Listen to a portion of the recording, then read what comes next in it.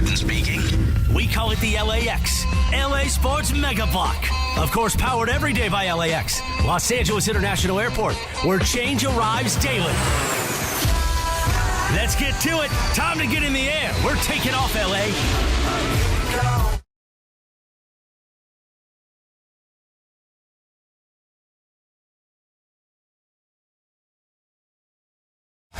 Back from the 4th of July weekend, Slee, how you feeling? I feel great, in case you can't tell. Go ahead. You want to start things off here? Go ahead. Travis, how was your weekend? How's your weekend, bro? It was great. What'd you do? I did a lot. Yeah, I tell watched us. soccer. Yeah. I watched tape-delayed soccer, which I didn't know was tape-delayed soccer until yesterday. Which tape delayed was which? So I started I watching. watched a lot of soccer too. I watched Brazil and Uruguay. Yep.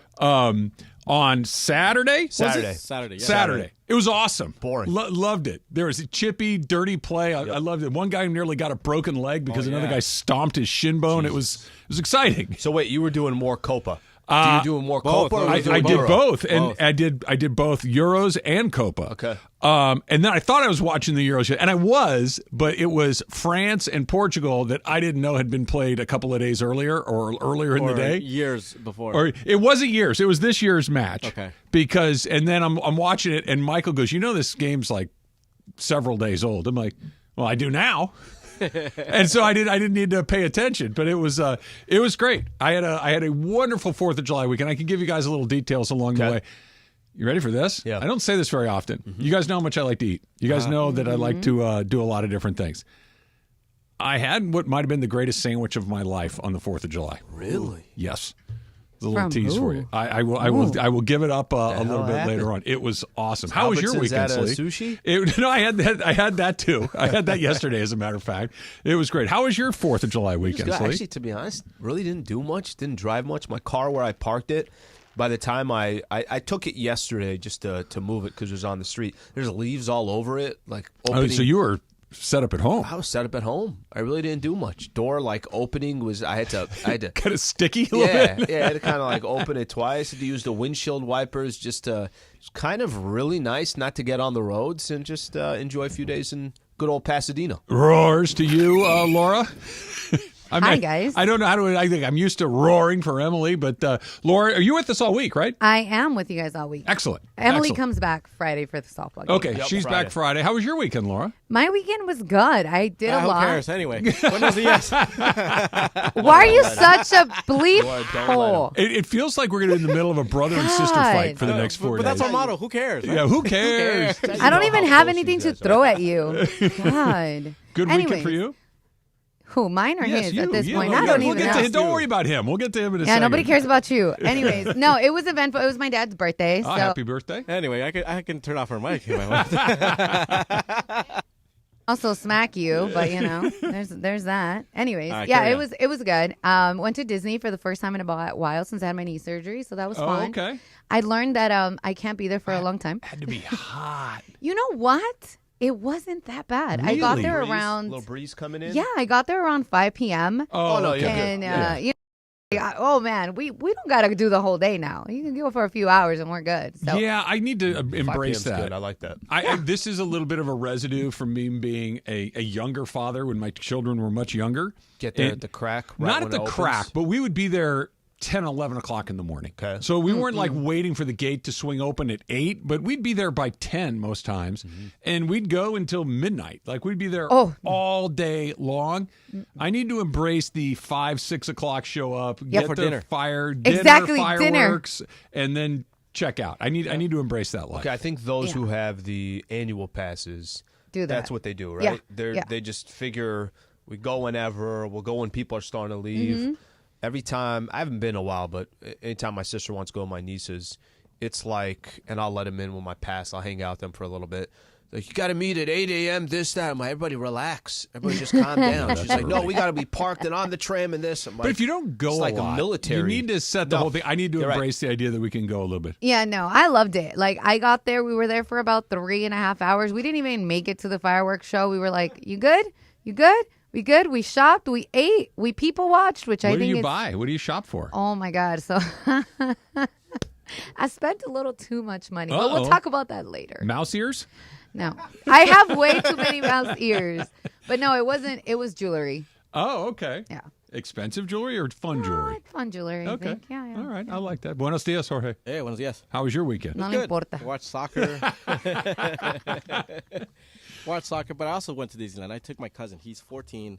He's about to be a freshman in high school, and his mom just survived cancer. She beat cancer. Oh, wow. Congratulations. Yeah. Congrats. That's great news. Yeah, Vero. So yeah, she survived it. She finally got over it, and I kind of took him out just to kind of see where he's at. It's good.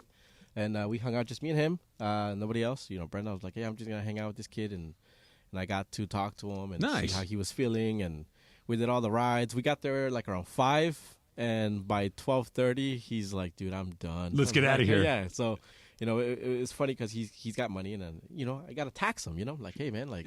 Michelada on you. So he's like, okay. He's like, so I got a taxi, homie. You went right by the swing thing, right? Yeah, so we That's go the by place you the get swing it. thing. He's like, that actually looks pretty good. Funny story about Brian, my cousin Brian. When he was like, I don't know, 6 or 7, his dad is watching, they're watching TV, and he's in his room kind of doing his thing. And then his dad's like, hey, he's like, can you get me a water bottle or whatever? He's like, sure. He goes to the fridge, gets a water bottle, sees a Corona there, takes a Corona, sneaks it into his room, right? How did he manage to open the Corona at 7? Who knows? Next thing you know, excuse me, my uncle they don't hear him anymore. Like, okay, this guy might, be passed out. He knocked out early. No, this fool got a little buzzed and knocked out at 7 years old. Till this day, my uncle's like, I have no idea how he opened up the Corona. Oh my gosh! But he was passed out at 7 years old. He's like, he snuck. It's a resourceful young man. It's a very common thing for the Latino community. That happened to my nephew, okay? At 7? My nephew was like 4. Oh, my gosh. He just opens the Corona with his teeth, or Yeah, he's got like his own. He's got his ring. You go, Yeah. you But kind of do it like but it was that. fun. So I did that, and then just hung out at home, watched some soccer. Went to my mom's yesterday. On a scale of 1 to 10, how surprised were you when I started texting you about Copa? Very, very. I was like, oh snap! And then at some point, Brenda was like, "Who are you texting?" I was like, "What's Travis?" Oh, he's like, he's asking me about soccer. She looks at me. She also stops. She's like, "Wait, what's Travis about soccer?" I'm like, "Yeah, he's Travis Rodriguez Valenzuela now." So and then New nickname? And then he starts texting me. He's like, "Hey, I gotta get me a jersey. We gotta go watch the game over here." Yes. I was Okay, like, I'm down. explain to me, because I'm a very, very, very casual soccer The fan. one that threw me off yesterday was, hey, this first half is kind of slow. Slow. I'm like, what are you watching? He's like, France, Portugal. I was like, oh, no, dude, it can't be. Because I even double checked. I checked my TV. I checked my phone. I was like, It was no, on no, FS1. I thought it was live. They tricked me. I'm like, no. I'm like, that's not till Tuesday. He's like, oh, and I'm pretty sure you changed it. No? Yeah. I tomorrow. Once I knew Tomorrow what it and was. Wednesday. Yeah. I started texting him because I was watching Brazil and Uruguay, and it was really fun. It was a really good game. It was a great match. It was super chippy, and I don't really know what I'm looking at, so I need some validation of my feelings. Yep. I need to say, was that as good as I think it was? And more often than not, I think I was right on most of it along the way. But I'm slowly dipping my toe in. I'm telling you, the Northgate Mercado was the kind of the gateway for me. Open the door. That go to a place where everybody's fired up to watch it. Tons of good food, cold beer. Yeah.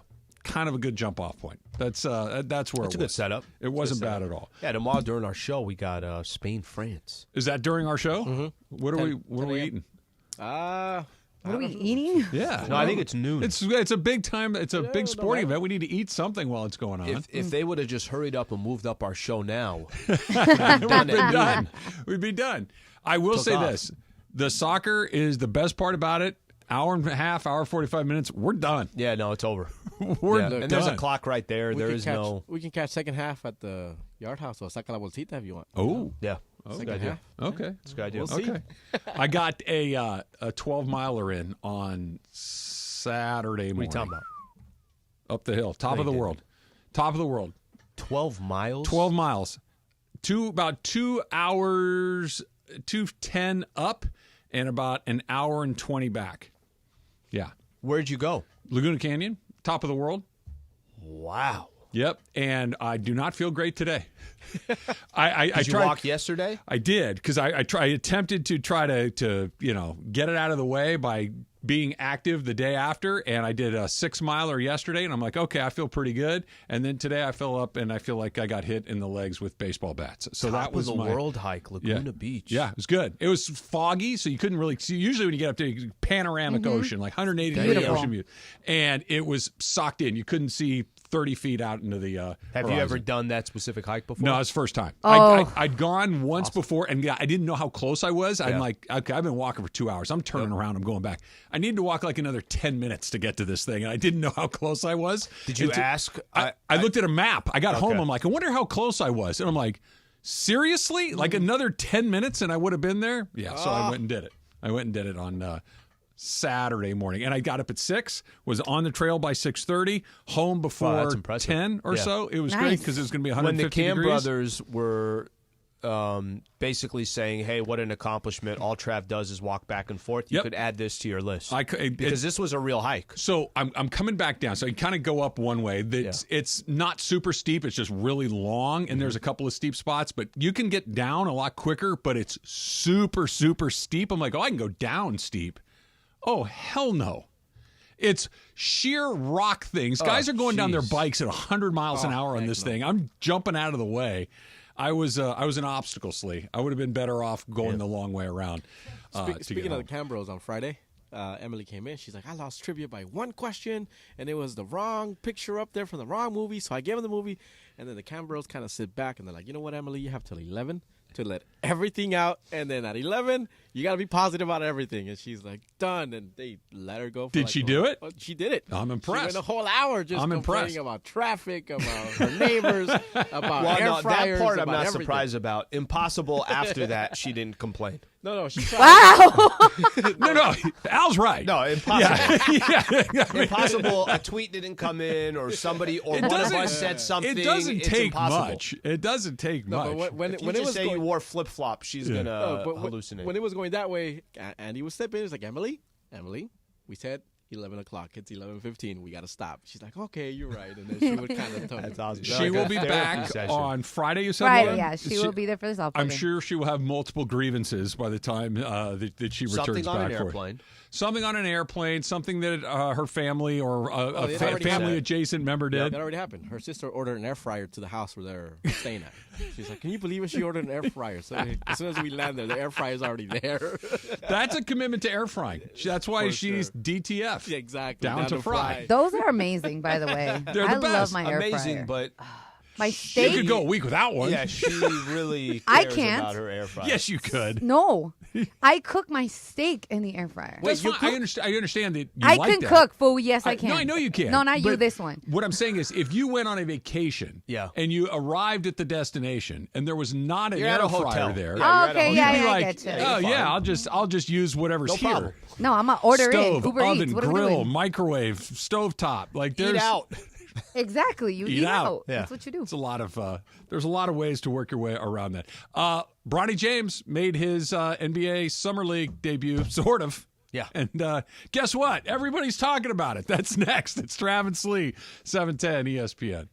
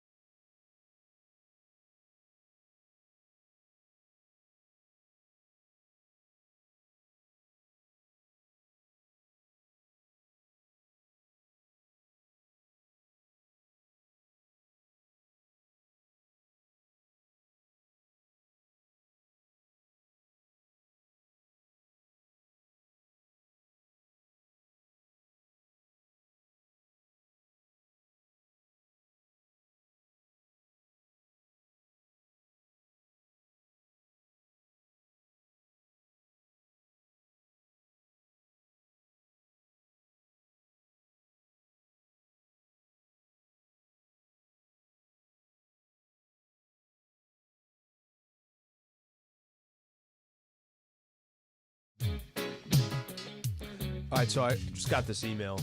I'm just going to delete it together. You're invited. LA Chargers, the Bolt headquarters grand opening. Go ahead. I won't put the name on there, but somebody from a media group. We're going to go ahead and delete that one. And thank you, but no thank you. I will not be coming to your... By the way... I know I've said this before. By the way, yeah. Your rented out facility... Well, just in El Segundo. The rent continues. Are they? Oh, they're renting in El Segundo? They're renting. And okay. Here's the worst part about the whole thing. I know they're renting in Inglewood. Obviously, SoFi, right? The best part is when the news had initially come out that the Chargers, they made a big deal that they got this new facility in El Segundo. Okay, cool. Not too far from, that's where they're going to be their headquarters. And they made it sound like, like they bought the thing. They own the whole thing. And then you read, and all the way at the end, property owned by... like, not, of course. Did it say property owned by not the Spanises? Is that who owns the it? lease continues. All right. Look, I've tried this before, and I don't have a way for you to do this. I want this to happen, but I don't even have a real suggestion. Guys, call us 877-710-ESPN. Make a suggestion, a theory on any way you want to do it. You need to get a football team. Because your football team is just not the Chargers, right? And I get that. I understand that they broke your heart and they left San Diego. I understand the heartbreak. I get it. But you need to pick, and I don't care who it is, but because when we do these things, M's got the Steelers, Jorge has the Niners, I've got the Rams. We need you to have a team that can't just be whoever the Chargers play that week, because it doesn't land. That's right. always going to be that. That will always be that. That can be in addition to. Yeah, it could be like a 1A, 1B. You need something. Can I tell you what team? Don't be like Laura. Just the Rams won it that year. She's like, oh, that's my That's team not now. true. Yeah, that's not true. That's what the happened. Rams your squad? It is. Okay, But it's She used to not be a true. Cowboys fan. I was not a Cowboys family. fan. I'll tell you a team that Every I do Cholo used to have. wear it. First of all, you You guys go. No, I'd rather hear that. There she goes. She found something to throw at him. Here's a team, but I'm going to tell you this. I'm going to be completely honest. I'm just not pot committed anymore. I know. Like, I'm just not. I And know. I don't think that's going to change. But can I tell you a team that I will root for because of the story and because they just are never good, and now all of a sudden they're kind of good? Okay. I like the story of the Lions. Sure. I like that story. I like the story of a squad that's always been bad. I like Goff's story. I like that he went somewhere, and for us getting a chance to cover him for a number of years, and it was clear your time in L.A. was done, and they made the right decision by going the route that they did. But he's also looking like he's fitting in somewhere. Got another he's deal. Got a home, something like that. But there'll never be a passion play towards it. So, like, you'll never see me going into a bar saying, I watch the Lions and the Browns. That's not happening. No, probably not. So when I was a Rams fan as a kid growing up, and then they left, and I'm like, well, I'm not going to follow the Rams in St. Louis. I don't want to do that. And I was kind of like you. I was just, I liked football, so you'd watch football, but it really didn't move me. Moved to Houston, and for a couple of years, I'm like, you know what? I'm here. There's a home team that I didn't have an affiliation with. I'm like, I'm going to kind of, and I got it, and it made it much more fun. Now, I never was in love, but we were dating for a while, right? It's like, this is kind of fun. Came back to L.A. The Rams arrived shortly thereafter, and that's like your love that you were recommitted to. But you got to date a team, Slee. You got to at least go out on a few dates to see whether or not it rekindles your excitement for something other than just hating the Chargers. The NFL right now, every week is a one-night stand. That's funny. But are like the and Chiefs and the Monday is Raiders just like a your booty call one-night since they do it stand. twice? The Broncos, they show up that's every right. once That's in a while. the longest relationship I have as a team in the AFC West. That's hilarious. What's your idea, Laura? So I have an idea for you, Slee, because this is what happened with me when I didn't really have a team. Okay. So people would call and persuade you. It was like a love line, for you to find your team. So you got to give a team a rose. Well, Or Just saying. we can do like Mark the burritos. Davis, will you accept this rose with a bowl haircut Yeah. on top Or we of can it? do like the burritos. L.A., who should I root for? Who's the best team out there? if that works out, because exactly. the burrito The you burritos were found bomb. us was actually pretty good. the only thing I'll say, and the Raider thing, because that was a team kind of growing up. You're like, all right, whether the Raiders thought of the Chargers the same way, probably not. That's how the Chargers felt about the Raiders. Yeah. So I thought the Raiders one was good because of that.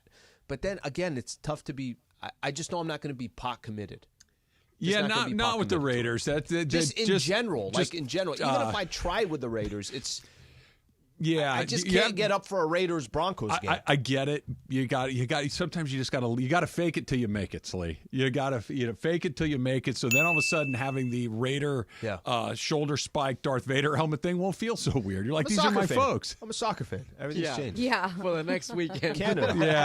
Canada's my squad. They're still in it. Still in it. Can you believe that? Like Canada Still in is it. like one of the hosting countries that's still in the tournament. Mexico's out, USA's out. That's incredible. Canada's the top of the CONCACAF. Okay, that's never happened. This is again. That's crazy. I don't think I need to say this. Everybody knows, I don't know anything about anything when it comes to soccer. Right. Here's what I know. Okay.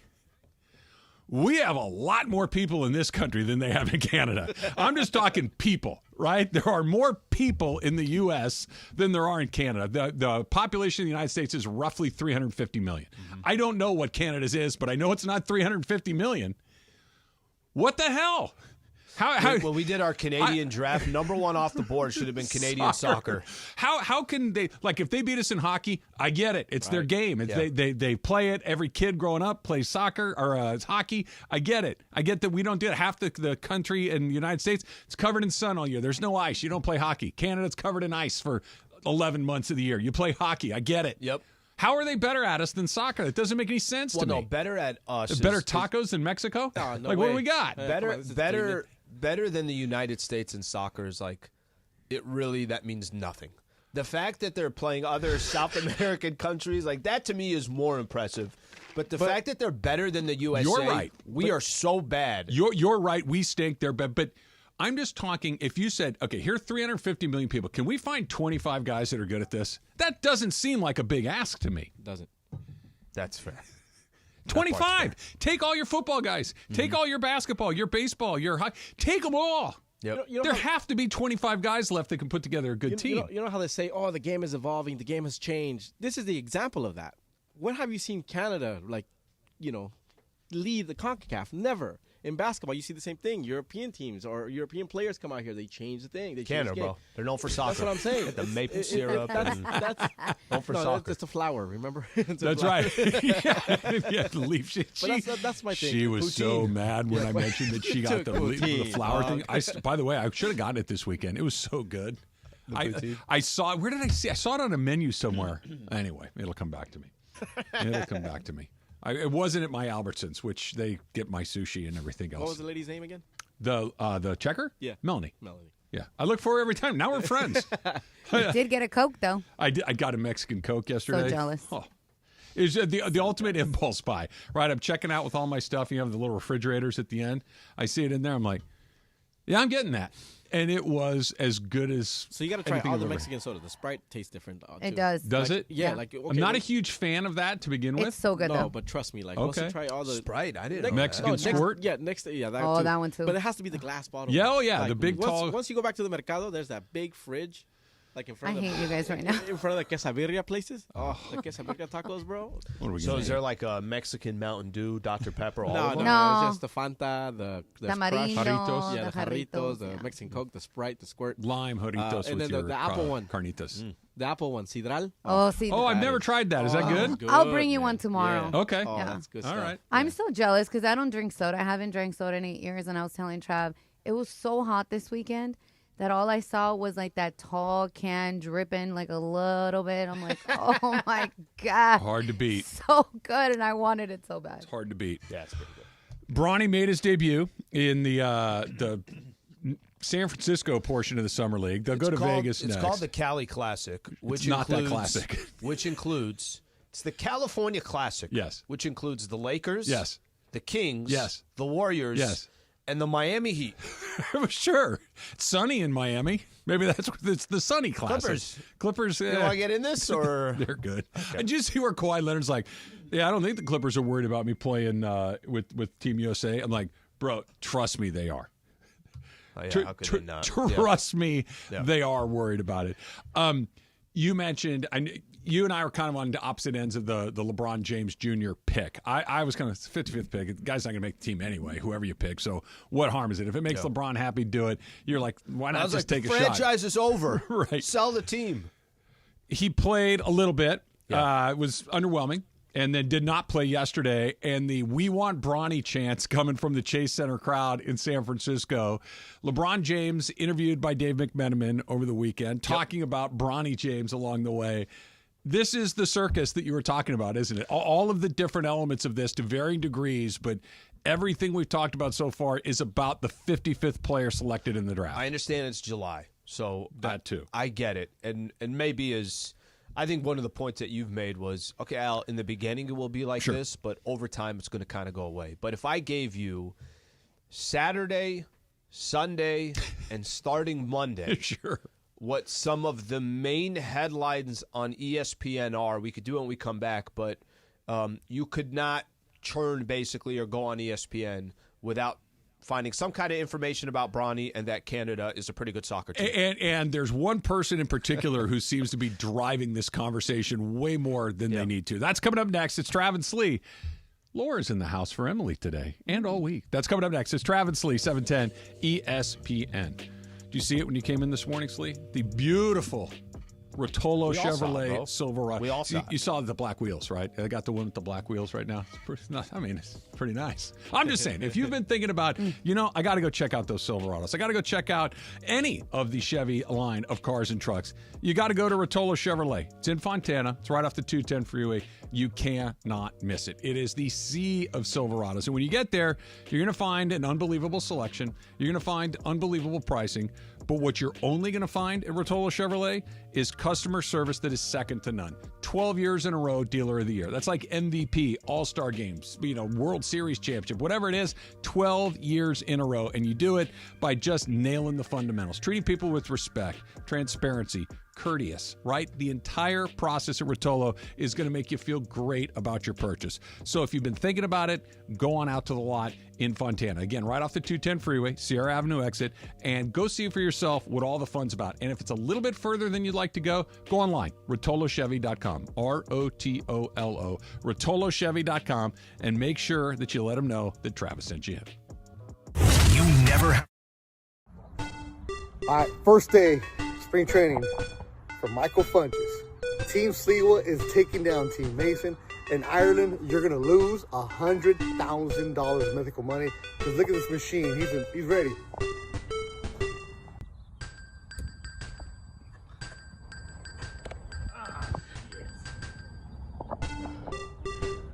They ain't ready for you, Funch. They ain't ready for you. They ain't ready for you, Funch. That's right, Funch. All right, we figured out where Funch can go. He can catch. I'm going to put you at second base. Go play second base right now. It's over here. It's here. There. But it's here. Oh, no.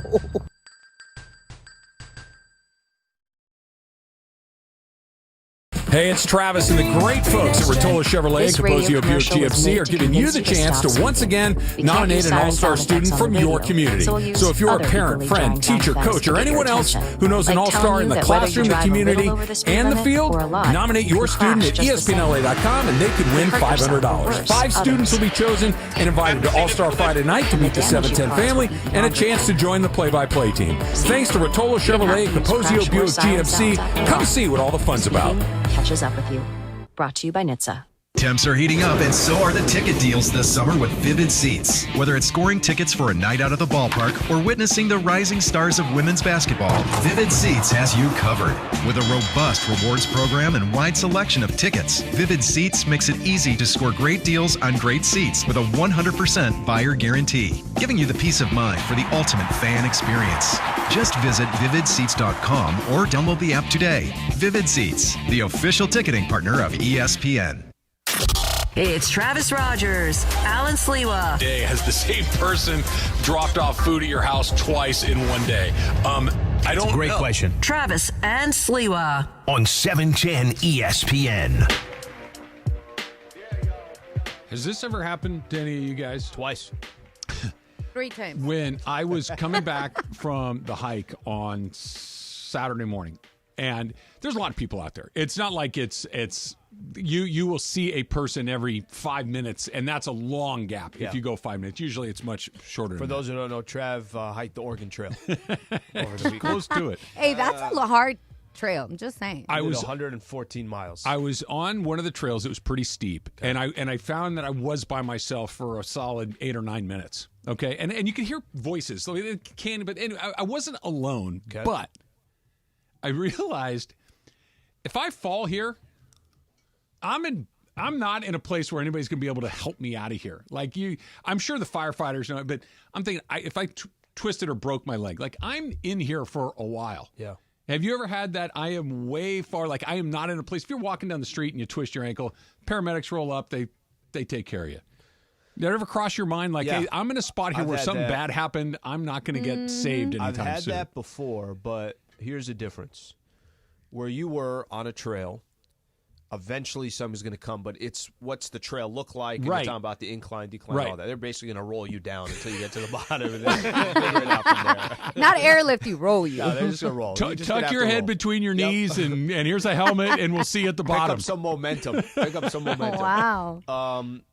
There's been some different places I've gone hiking to, but I'm with a buddy, so it's completely different. But we'll go to like... I don't have my phone. This like, is in the past. Well, you don't have your phone? I haven't gone in a while. I have my watch, so if worst thing happened, I could gone to like contact Sequoia. SOS feature. I've gone to Sequoia, where you're in areas where you're like, of course you got no service, this, that. You're probably not seeing anybody for a while, but I'm with somebody. By yourself, that's different. Yeah, by yourself, that's different. Well, when I fixed my motorcycle with duct tape and stuff. You were out in the middle of the desert, right? I was in the middle of that. Okay, so I wanted to surprise. I wanted to take a long ride. So Randy was playing in Arizona somewhere. And then I'm like, I fix the brakes on my bike, oil change, whatever. It's ready to go. And I take off. And night's falling, late afternoon. I'm in Cathedral City, past, India, whatever it is. And the little gas station, the last one I see before I really head into Blythe, whatever it is. Blythe. Yeah, so the last gas station before there. I put my motorcycle into gear, and the clutch and everything just gave out. And I'm just there, and nobody's answering their phone. The closest one, like an hour from there, is my uncle, who happened to come by with vice grips and duct tape. So he was able to put the vice grips on the where the shifter goes. We sealed it with duct tape, and I was able to shift. MacGyver. Literally, you could be speaking Chinese to me right now. I have no idea what you're talking about. Dude, it was like 10 p.m. Ooh. 10 p.m. We got to his house by 12:30, almost 1. But I was in the middle of like literally nowhere. That's where you'd be going to visit my grave, Slee. If I'm walking in Pasadena on California Lake and I don't hear someone, I'm like, I don't know. I don't know if I'm going to make it. That's it. Starbucks is open. It's across the street. Relax. Yeah. No, I'm. You know what? I'm going to be an indoor cat again. Don't do that. No. Being outside seems. I'm scared to go outside. Honestly, why don't you bring your phone? Because I don't like carrying it. Honest, I carry a water bottle in one of my hands, and I don't like having. I don't like carrying it. I don't want to keep it in my pocket because it knocks back and forth. The shorts, yeah. Right. Well, then I carry a little fanny pack. Well, I haven't gone hiking. Possible. I'll go through random sometimes I'll go for a long walk and not bringing my phone. And then a lot of other times I'm just listening to a pod. We should have the promotions. Like the promotions department should have one of those clear fanny packs for you. Yeah. Oh, that's not a bad idea. Yeah. I could be the clear fanny pack guy. Then I'd be like, then everybody really stay away from me. Stay away from that guy. He's got a clear fanny pack with a phone and a water bottle in it. Why does he have baseball cards in his fanny pack? Just wear and a taco. Yeah. Wear it across your chest like the kids nowadays. Like a bandolier. Yeah, like Chewie from Star Wars. A lime and a baseball card. We want Magic Bronny. Johnson. We want Bronny. Yeah. So I get it. You said it well. It's the summer league. At the end of the day, really, who cares? Mm-hmm. It's the summer league, right? Most of these guys aren't even going to be in the league, and it is what it is. But this weekend was his debut, which whatever, it didn't play well, but who cares? Neither did Dalton Knecht, and I have high aspirations for him. So his performance, not so much. They're chanting his name. And LeBron is giving an interview where he's talking about how he doesn't care. Well, I'll play this for you. This was him talking with Dave McMenamin. Here's LeBron. I don't know if people really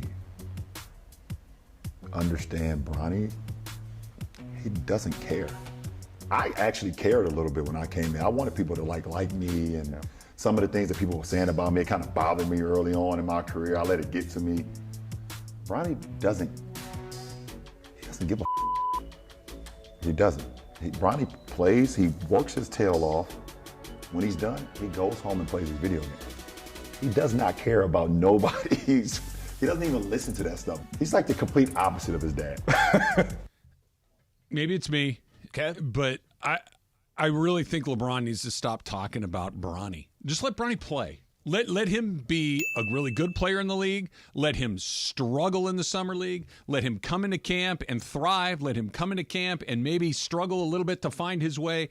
But every time LeBron talks about Bronny, it kicks off this cycle again. It kicks off on ESPN.com. It kicks it off on the Trav and Slee show where can we just let this happen? Whatever's going to happen, can we just let it happen? It seems like every time we restart it. Now, we're talking about the 55th pick in the draft all over again. And this is that circus that you were referring to. One of the reasons you didn't like it, just all the attention that would come along with it. It's like, just let this happen the way it's going to happen. Good, bad, or anywhere in between. Just let it play itself out. Yeah, I think it's impossible for us to think that LeBron's going to allow that. You know, unfortunately. But does he have to throw gas on it every time? Unfortunately, let me use this as an example. Do you remember this was, I don't know when it was, maybe it was early in the year, maybe it was late last year, I don't know, whenever it was, the chances of LeBron playing with his son. And he's talked about how much he would love to do it. It would be amazing. What an accomplishment. And then he had to backtrack all that because if he wanted to potentially play with Bronny, then Bronny had to come out and say that it doesn't matter for me where I play. I just want to be in the league. I'll tell you who I would really like to hear more from. Bronny James. I don't want to hear from LeBron. I don't want to hear from J.J. Redick telling me that he earned this, any of that. I just want to hear from Bronny. And I actually hate the position that Bronny's in. In a weird way, like, should I be feeling bad for Bronny James? I shouldn't. But in a weird way, it's like this guy is being set up. And I know LeBron has every great intention for his son like every father would. But I don't think what LeBron is doing is helpful to Bronny. I just don't. I don't feel like it is. Watching the game, because I watched most of the Summer League. It's the first time that I'm going to get a chance to see him. And I was curious. I'm like, does this guy, you know, I guess you have curiosity of does he belong? Does he not belong? Sure. I was indifferent. There were times I didn't even recognize that he was on the floor. It's not like the guy is demanding the ball, any of this. His dad's LeBron. That's the only thing that I think sticks out. I think the storylines, like you just mentioned, the game on Saturday is the first time Bronny was going to play in a Laker jersey. The game on Sunday, it was Bronny's not playing, had some swelling in his knee, but he's going to play on Wednesday. And then today, this is the story. There's a lot of storylines around a number 55 pick. Do you know what there is? That there's any storyline. Do you know what there the is? It pick. a lot of stories about. Dalton Knecht is supposed to be. Hopefully, he can help the Lakers this year. Mm-hmm. He was awful in those first two games. Couldn't shoot well. It's okay. Yeah, but, who cares? Yeah, but nobody was talking about that. That's fine. DeMar DeRozan just chose the Sacramento Kings. Klay Thompson eventually chose the Dallas Mavericks. Dan Hurley, we'll get into a little bit later, took $20 million less to go stay at UConn. There are a lot of other things. There are a lot of other things around the Lakers. Just a little bit, you know, just a 20 mil. It's pocket change. There are a lot of other things around the Lakers, but our conversations about Bronny, and I don't. This is what you were. This is what you didn't want. It's not Bronny asking for the attention. It's not. Just Bronny. But is this, you know, because I asked you this last week or the week before. I forget what it was. I said, tell me what the circus is going to look like, because the circus will be full speed ahead the day he's drafted, day or two after, during the introductory press conference. Okay, Bronny. Yeah. And then the circus will be full steam ahead in the Summer League. Bronny. How do you look? He looked great. He looked terrible, right? Just all sorts of things. Camp's going to open. Bronny. It's going to happen again. First game or two where Bronny James is in a Laker uniform with the possibility of playing with his father. Bronny. It goes away eventually, right? By the time we're into, let's say, the middle of November, by the time we get to Thanksgiving, it's gone, right? And if the summer is when this stuff is at its absolute highest point, it's at its frenzy, Is that big of a deal? Because right now, this is the one point of the NBA season. It's like, whatever. There's really not much. All the free agents have gone where they're going to go. All the coaching vacancies have been filled. The draft has taken place. Yeah. There's not a lot of stuff happening between now and the start of the season. So isn't this the time to have the whatever the circus is going to be, to have it in town right now? Yeah, listen, I don't think, like you said, it's July. So is it that the world's not going to end, that a lot of these conversations are around Bronny. But I don't think when you're in November, there will be angles, there will be things said, is Bronny going to play? Like, I think it will come up again. I don't think the world's going to end even if that happens in November. It's just when you're looking at this Lakers team, there's so many questions around the actual team, but we're paying attention to the number 55th pick. And when LeBron is talking about, well, he doesn't care. Okay, fine. We can debate whether he does or he doesn't. I don't know. I don't know Bronny James at all. I'd rather hear from Bronny. Yes, for sure. Yeah. But at the same time, it's like, can we just let it play out? And then, I think the answer is no, because we haven't even started anything. And to your point, well, I want to play with him. I don't care where he goes. And they draft him, and Adam's here. And can we just let him play basketball for a little bit to see whether or not? I didn't watch the games. I only saw that he struggled with his shot. And how did he look? Did he look like an impactful guy? Did he look like somebody that should be on an NBA roster? Or was he just, we're paying attention to him because his last name is James? He looked like every other player out there that probably is most likely not making an NBA roster. Now, you got a couple of guys that will stand out. If you remember last year, Max Christie was in it. It's like, yeah, Max Christie's an NBA player. Yeah.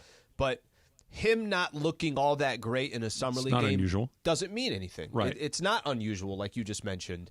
But that part, I think, just overall, this is the piece. LeBron doing the interview with Dave McMenamin, cool. Talking about the Lakers, talking about how he wanted to give some money back. And he did give back, I think, $3 million, so they have a little bit of money to play with, stay under that second apron, that whole thing. But the conversations about Bronny, I just want to see Bronny James see if he can figure this thing out. See if he could, and I'm not even talking about this year. You should be talking about, can Bronny be a rotational player on a team in 3 to 4 years from now? I don't think we're going to have an answer to that, Al, until LeBron is out of the league. I agree with you. Because then at that point, like, there's no, well, he's only here as long as LeBron is in the league, and especially if they're on the same team. He signed a 4-year deal. Well, he's here because of his dad. And it's very hard to argue otherwise. It seems, I'm okay with him being here because of his dad, but that's why he's here. Until LeBron is running his movie studio and his TV production and doing all the things that LeBron wants to do in the second half of his life, and you're here because you're one of the 12 best guys on the team. Okay. Or, down the road. Or he owns an NBA team, and on that roster is Bronny. Can't go to that team because then it just continues forever, right? But if he goes to one of the other, what would that be, 32 teams at that point, then it's a little bit different. Ask Slee. Go ahead and send him at Travis Rogers, at JabCamLA. Laura, what's your Twitter handle off? I don't know off the top of my head. It's Unique. Unique. Yep. I knew that one. I knew but UNEQ with many E's at the end. It's UNEEQ _. A lot of E's. Just Unique 2 E's. I'm just going to go with a lot of E's and unique. You guys figure it out from there. Ask Lee's coming up. Unique 710 ESPN. All right, first day, spring training for Michael Funches. Team Sliwa is taking down Team Mason. In Ireland, you're going to lose $100,000 mythical money. Because look at this machine. He's ready.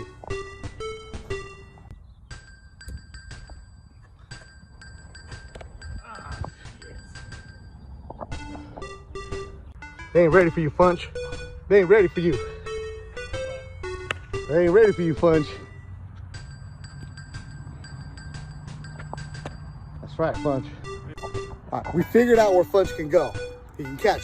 I'm gonna put you at second base. Go play second base right now. It's over here. It's there. Oh no.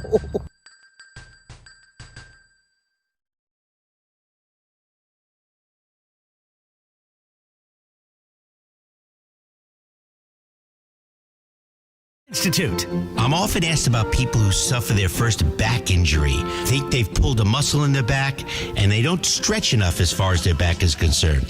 So when do you seek care from a doctor when you've sustained a back injury? At Hoag Orthopedic Institute, we like to tell people that the most important thing is to watch and see if that back pain is radiating down your leg, causing any numbness, causing any weakness, or any bowel or bladder dysfunction. These are surgical problems usually, and require a more urgent visit to the emergency room rather than waiting to see the doctor. If none of these signs are present, it's safe to wait it out, rest for a few days, and seek medical care from your doctor within a week or so. Hope that helps. Keep stretching your back. If that doesn't get better in a week or 10 days, that's when it's time to seek the orthopedic specialist.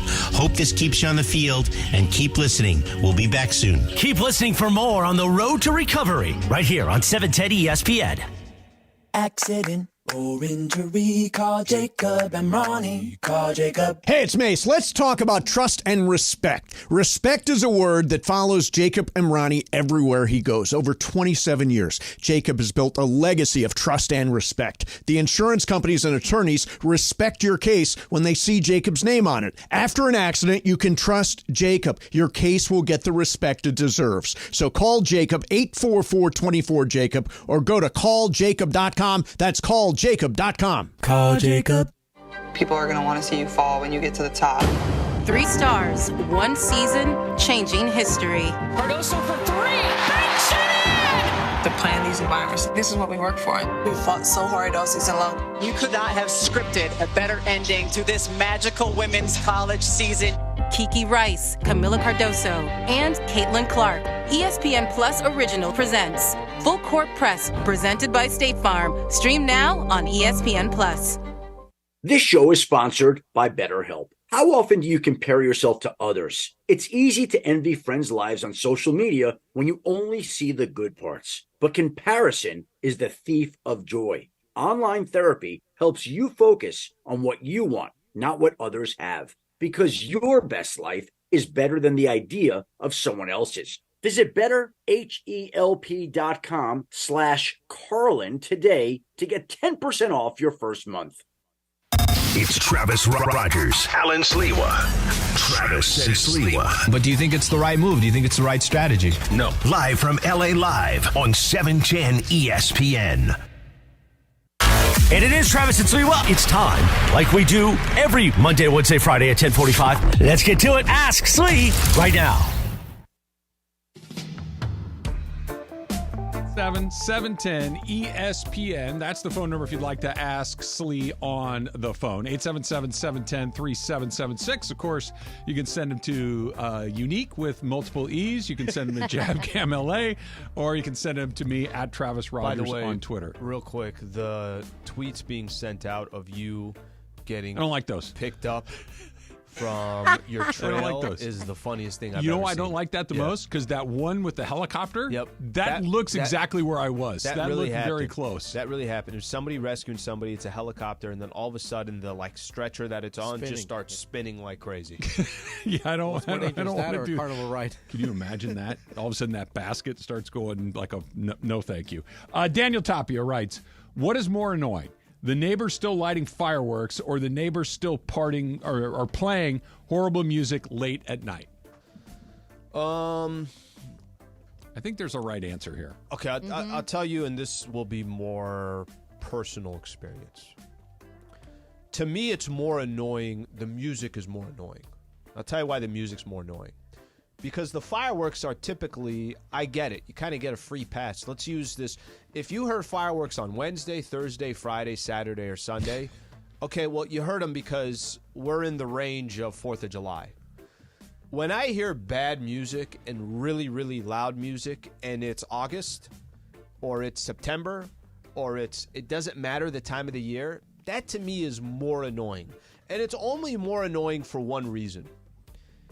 Just be considerate of the neighbors, right? Like, if it's midnight, probably don't need to have the music on that loud. If it's whatever it is, whatever time it is, whatever time of the year it is, I think to me the music's more annoying.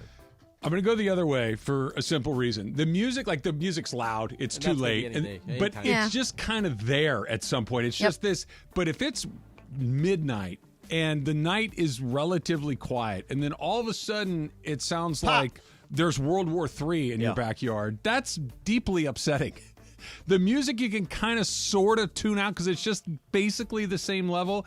It's that quiet explosion that all of a sudden ruins the night. For me, I have to go with Slee, the music, because in downtown LA, the fireworks are always popping. Like, I live in the arts district, so East LA is not too far. Yep. You know, so I got a lot. It's like boom, boom, boom, boom. So I'm like, oh, that's just normal. You know what I mean? So if my neighbor, like if my neighbor upstairs, because I don't have neighbors on the side of me right now, but like upstairs and my neighbor has like a little, get together, you hear the music or the vibrating. Yeah, and I'm just like, girl, shut up. It's 2 a.m. Like, Man, shut you're up. just hating. Anyway, Shut I think up. the fireworks, look, it's hard when 4th of July lands on Wednesday. Because then you have the fireworks for the rest of the weekend. Thursday. Right? Or whatever. Who cares? There's Wednesday at midnight, fool. That's Thursday, fool. It is Thursday. She is kind of right. Anyway, That's hilarious. He said Wednesday at midnight. So it carries on, throughout the weekend. But it's like New Year's. Like how much after, for how many more days can you say Happy New Year to someone after that? So I mean, for the weekend, You have until the end of January. And only the first time you've seen that person. Like if I had not seen you and it's January 12th and I ran in, hey, Slee, Happy New Year. That's fine. I can't see you again on the 13th and say it again. That's weird. Yeah, you probably can't do that. Lori, got one? I do. All right. It says #AskSlee from Dude and Slow. Who has more control over their franchise, LeBron James or Aaron Rodgers? Oh, yeah. No. Yeah. That's a sobering way to put it, by the way. I think Anthony Davis's next check is going to have LeBron's signature. Did 2 signatures. LeBron's going to have his signature on there. Yeah, that's not even close. I know. That is a really sobering way to think about that. What player has more power than LeBron? What Messi. player? Does he? Probably. What about Curry? I was gonna say I don't. Oh, even, but you're talking NBA. I don't even think. Yeah, talking NBA. No, even any sport. I don't think Steph is anywhere close. No? to No, LeBron. I don't think so. Okay. Either. No. Like it feels like it's LeBron ain't even close. Trying to think of the other guys. Luka? like if let's say Luka just asked for something just totally outrageous and crazy. Okay, like just whatever it is. I don't even know if he has Sign a my kiddo. brother. Right? I don't even know if he has a brother. But let's say he has a brother that literally can't walk in a straight line. Okay? And he says, I want my brother on the team. They'd do it. They do it. Maybe you could say Giannis. Yeah. Because of the Dame trade, his brother was on the team. I might still be on the team. Maybe it's something like that. But all these, I think, are so in the background. They're nowhere even Slee, close. breaking news. I have to interrupt you. Oh my because God. when this happens, we do this. Manuel in Gardena with an Ask Slee. How about that? What's up, Manuel? Oh, fellas, first off, happy Independence Day. Happy New Year, Manuel. Yeah, Happy New Year. It's been a minute. Thankfully, I'm just happy. Like, I get you, Jorge. I'm just glad it ain't gunshots, homie, when it starts piercing the night in my neighborhood. Because, yeah, you're right, man. Like, 3 in the morning, it's like, what the hell, dude? Like, you got to light up the whole sky at 3 in the morning? What is the purpose of it? And on July 5th or July 6th, not even July 4th. It's getting ridiculous. Hey, and real quick before you go to your Ask Slee, Manuel, where you been? That's what I wanted to know. Oh, you know what, man? Life, bro. A lot of life. Lost my fiance to cancer. Changed work. Started working nights. Just a lot of stuff, man. But hey, you know what? I'm blessed, bro. And to have Sliwa and Travis and Laura and Jorge entertaining me every day in the morning. Man, it's a blessing. Well, it's good to have you back. You guys, Great to hear from you, Manny. Great to hear from you. Hey, I appreciate it. Hey, real quick, let me hit you guys, too. The LBJ thing, bro. I know everybody's saying the politically correct thing. It doesn't bother me. It bothers the hell out of me, bro. As a lifelong Laker fan, I don't like it, man. I wish my boy Jay Moore would step in and take some assertive action, man, and Jeannie, too, but I don't know, man. I know they hitched to that LeBron wagon, and boy, they're not hitching anytime soon. No, Yeah. no, they're not. So luckily, hey, man, I've loved the Lakers when they're garbage. Luckily, it hasn't been that much, but I'll always love the Lakers. Like the Lakers, Dodgers, Raiders, man, till I die. So anyway, now let's get back to the Ask Slee. Yes. Grill wire. I'm going to keep it real simple, man. And there's only one right answer, in my opinion: charcoal or gas. Let me know on your grill, and what did you grill on the 4th? Hey, man, good stuff, guys. Love you guys. You know what's up. I'll be in the rotation a little more going forward. Look forward to it. Thank you, man. Thanks, Appreciate man. it. I think the answer is easy, and there is a reason why the slow and steady always wins the race. The best grill is charcoal. I just don't use charcoal often. It takes a long time. It takes a long time. But that's the best answer, and it's no question about it. Charcoal is mesquite. The coal, getting it to burn slow and to cook clearly the meat is better. Whatever you're cooking, you'll be cooking fish, meat, or steak, whatever it is. But it's clearly better. The taste is better. I'm just typically not using charcoal because of the time. Yeah, but there's a big but in there. A big but. Mm-hmm. You got to get real charcoal or real wood chips if you're going to do it.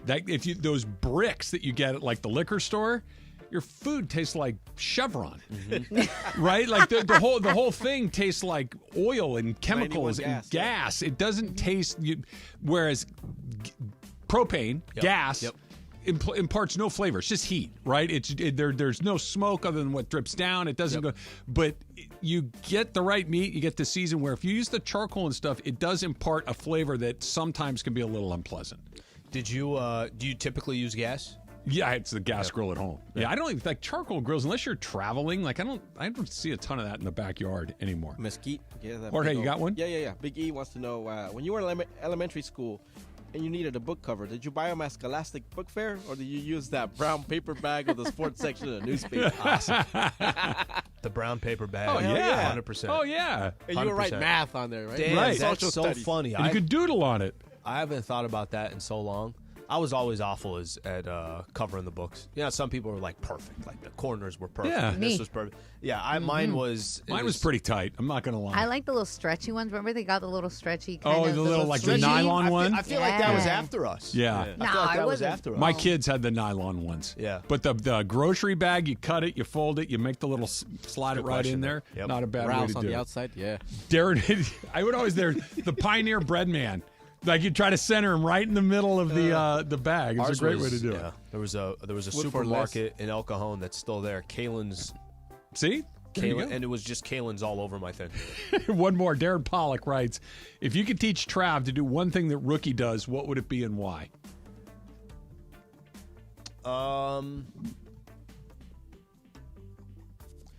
To go say hello to people and strangers. Dogs, typically, Rookie is a good example of it. He's never seen you before. He's going to come to you. Like, he's just going to come. Love that. Not if I have fireworks, he's not. Hell no. That part is completely right. But he's going to come. He's going to say hello. He's going to greet. Trav will go the other way immediately. So I would say that's the only thing I could think of. The kind of the friendlier, that's what I'm perfectly dogs friendly. are. I'm just not going to go out of my way to be friendly. Like, if you approach me, I will engage in a conversation. Listen. If we could zoom in on your face when you said I'm perfectly friendly, you looked angry even saying that. Those words coming out of your mouth. You looked If somebody angry. says to me, hey, how are you doing? I'm saying, I'm fine. How are you? That did look kind of angry. But I'm not He was angry. What I'm not going to be is the guy that's in the grocery store checkout line waiting for my girl Melanie from the Albertsons in Laguna Niguel to get me through the line and say, you guys having a good Saturday? Oh, that's me. Dude, leave me alone. No, stop. We don't know each other. I don't need that either. I'm fine. I'm good. It looks like you know what you're doing on the grill this week. Stop. And I'm not that Keep your person. eyes off my belt.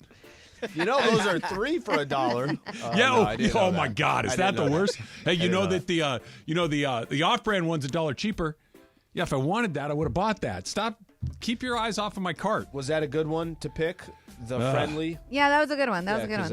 That was a good example there. Bothering me. Hey, speaking of Big E, Big E's a big grill guy. He was putting up some great photos of his work. Are you using propane, mesquite, or Chevron? And they take that gas and squeeze it on there? No way. Dodgers got 6 All-Stars, but there's something missing. That's coming up next. It's Trav and Slee, 710 ESPN.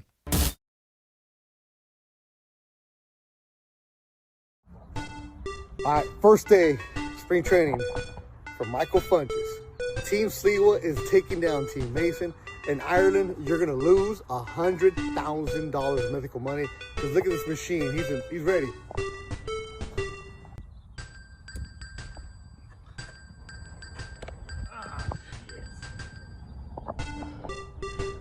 They ain't ready for you, Funch. They ain't ready for you. They ain't ready for you, Funch. That's right, Funch. All right, we figured out where Funch can go.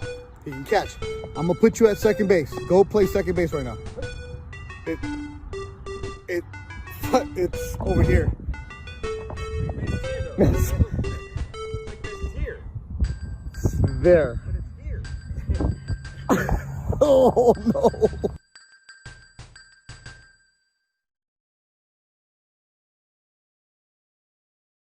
KSPN Los Angeles, a good karma brands radio station. This is the Mid-Morning Spectacular live from LA Live. Travis and Sliwa on 710 ESPN. I mentioned this at the top of the show. You guys know that I love to talk about food. I like to talk about preparing food. I like to talk about where I've gone out to eat, Al. These are things that are important to me, things that I really deeply enjoy. Have you ever heard me say that I had the best blank that I've ever had before? If I've said, I know I don't say it very often, maybe once or twice. No, if you're saying that, something special happened. I had the best sandwich I've ever had in my life this weekend on the 4th of July. Bro. Come on. Wow. Okay, so It was. No, I feel So- like you're... the bread was on point, of course. Yes. That's where we start. Because the bread has to be on point. Yeah. Okay. So What kind of here's bread what it was is. it? Well, we went to a 4th of July party at our friends, the Wagners. They put on an Catered? unbelievable... No, not catered. Catered Subway? No, not that. They the put on cold- an unbelievable... They got do the the cold Christmas trio? party Quiznos. every year. They put on this 4th of July party. It was a great time. Yeah. So I see the host of the party, Bernhard, take these 2 big tri-tips out of the oven, right where he's keeping them warm. I didn't see him come off the grill. I'll be honestly, I'm not a huge tri-tip fan. I just not my favorite cut. Okay. I'm like, okay, give it a try. Then he takes out of the oven a loaf of French bread, like one of those big baguettes that's like, maybe 12 or 14 inches long and fat like this. Cuts it lengthwise, scoops all the bread, and just so you have the crust of the bread, basically, right? Scooped bagel. Kinda. Mm-hmm. Lays on the bottom half of the bread like a layer of provolone cheese, okay? And then on the top of the bread, there's like this black pepper mayo thing going on the top. He slices the tri-tip nice and thin, medium rare tri-tip, loads it in the sandwich, closes the sandwich back up, puts it back in the oven for a second, and everything covers it, opens it back up again, covers it with caramelized onions and arugula, and then cut it like in big chunks. Swear to God, it's the best sandwich I've ever had in my life. It was so... The piece I had was a piece that would be like a sandwich and a third. It was a big chunk. Yep. And I took every one of my adult pieces of discipline to not go back and have another one. It would have been way too much. Okay. It was the best blanket sandwich I've ever had in my life. It sounds like everything meshed perfect. And the extra step of saying, I'm going to put the cheese, I'm going to kind of start adding everything together. Now it's going back into the oven to kind of get that crust, that crunchy crisp on the outside, and the melt of the cheese, and the onions, and then I'm the going mushrooms. to another step to caramelize onions after that. A lot of arugula, a little bitter. It was awesome. It was so good. Now, they were also serving palomas, in which I'd had a couple, so maybe that had something to do with it. But I don't think so. I think it was that good. Anyway, if you told me you smoked they know what they're doing. you told me you smoked a joint, then I would tell you that no, it's just a regular. Did not it's just a did regular not do sandwich. that. Did not do that. Mm-hmm. They had with palomas with mezcal. How many palomas in? 2. Yeah, no, then it was a good sandwich. Yeah, 2. Yeah. What if it was 3? 2? What if it was 3? No, I think it takes more for Travis. Yeah. It was wonderful. Dodgers make 6 All-Stars. They get 6 guys on the National League All-Star team. All the guys that they got picked are worthy. All of them, right? So you get Will Smith, Freddie, Mookie, Shohei, Teoscar. Those are your 5 position Shohei players. made it. He just barely snuck in there. Then Tyler Glasnow made it as a pitcher. Despite his last 2 outings, he's gotten really roughed up a little bit. His ERA jumped from like just under 2 to the high 3s. He got Friday, another 5 runs. Another 5 runs. Didn't look super sharp. whatever, a little blip in the thing. 6 All-Stars is a lot. Okay. Here's the problem. Only one of those guys is a pitcher. Now, you can make the argument that Gavin Stone should have been on there. Probably should have, but okay, whatever. It's not like the highway robbery. This is exactly where they were for the last couple of years, which is they got a ton of guys that can hit. They got a ton of guys that can score runs. They got a ton of guys that can put up all sorts of bananas offensive numbers. Yeah. But their pitching is absolutely nowhere. They had a kid yesterday making his major league debut who had to pitch into the 6th inning because they really just need somebody to eat it. Bobby Miller's all over the map. Stone's been really good. Yamamoto's down. Walker Glasnow. Buehler off. Bueller's back working with his own personal pitching coach right now. That's how far gone he is at this point. Kershaw's making rehab assignments. Ohtani's a year away. May is a one. Gonsolin, they still don't have nearly enough arms, and we've seen it this weekend. It happened yesterday, happened twice in the Arizona series. Okay.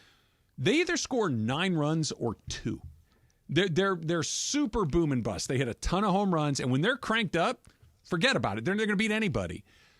But their pitching isn't good enough to cover on the days where they're not hitting a bunch of home runs. Those games that are 4-3, 5-4, 5-3, those are the ones that I worry about showing up in the postseason where, hey, we didn't hit 4 home runs tonight. Now what? Yeah, well, you got Bobby Miller going or Gavin Stone, who's unproven in this situation. What does that look like? Yeah, listen, I think the best way to kind of look at the Dodgers, and I don't think this is breaking news, but if they're in this spot come October, I don't care how much talent you have. I don't care how many bats you have. You got to have pitching. And this is what the Dodgers tried to address in the offseason. They addressed it. We're going to go out and get Tyler Glasnow. Mm-hmm. We're going to go out and get Yamamoto. Okay. They went and spent as much money as they possibly can to say, we got 2 aces now. Yep. And now the idea is, who's going to be that third? We just need one of you guys to come in and be that third guy. And they got plenty of arms in the bullpen. There's other ways that they can piece things together. But if they're in any spot like this come crunch time in October, they're not going to have – they're not winning a World Series. They're not. Not with that's this just, staff. That's and by the way, that could change. It can. I think what's crazy about the Dodgers is it can change drastically. It could look a lot different by the time you get to September 15th. A lot different.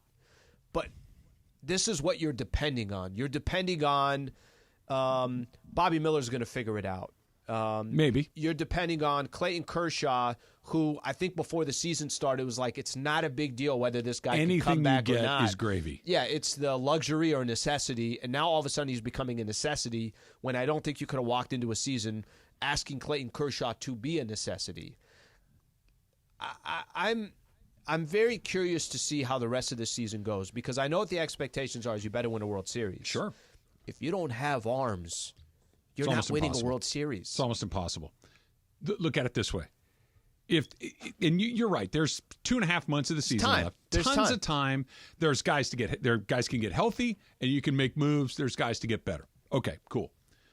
But let's look at it this way. If the playoffs started tomorrow, okay, who's your first guy? It's Glasnow, right? Yep. Do you like it, love it, or kind of, I don't know? You probably like it I like at this it. point, right? Yeah, I like it. And I lean a little bit more towards love it. Okay, if I asked you a month ago, you love it. Sure. Okay, so it's trending in the wrong direction. Now it's like I like it because he's You're right. already he's already at either at or very near career highs in starts and innings. Yep. The All-Star break hasn't even happened yet. You got a whole nother half of the season coming up, so his workload has to be a concern. Back-to-back games where he's given up 5 runs or more. Okay, that doesn't look good. Who's your second choice at this point? With what they have today, it's Gavin Stone. Yep.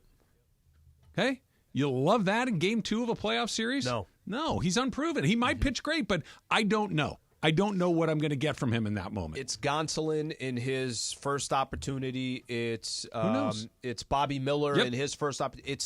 I don't know that these guys could be good in the regular season, but here's a playoff game. Look who's on the other side. It's Atlanta. It's San Philly. Diego. It's San Diego. They got guys that can hit. Actually, it's kind of funny. It doesn't even matter who it is because if you're in the playoffs, you obviously are you're talented.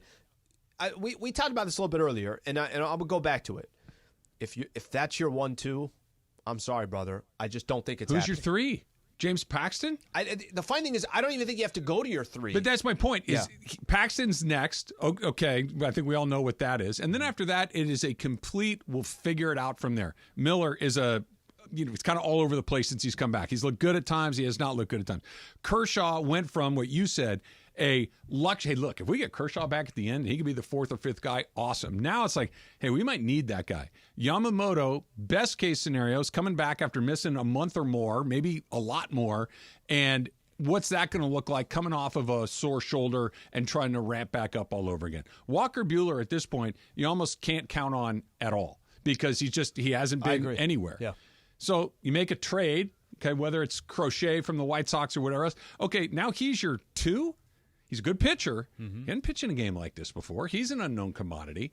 Ohtani and Betts and Freeman and Smith and Teo and all these guys can go and smash. They're incredibly offensive. You're going to face really good pitch. They're going to shut you down once in a while. You're going to need to be in a game where it's 2-2 in the 7th inning, and this thing could go either way.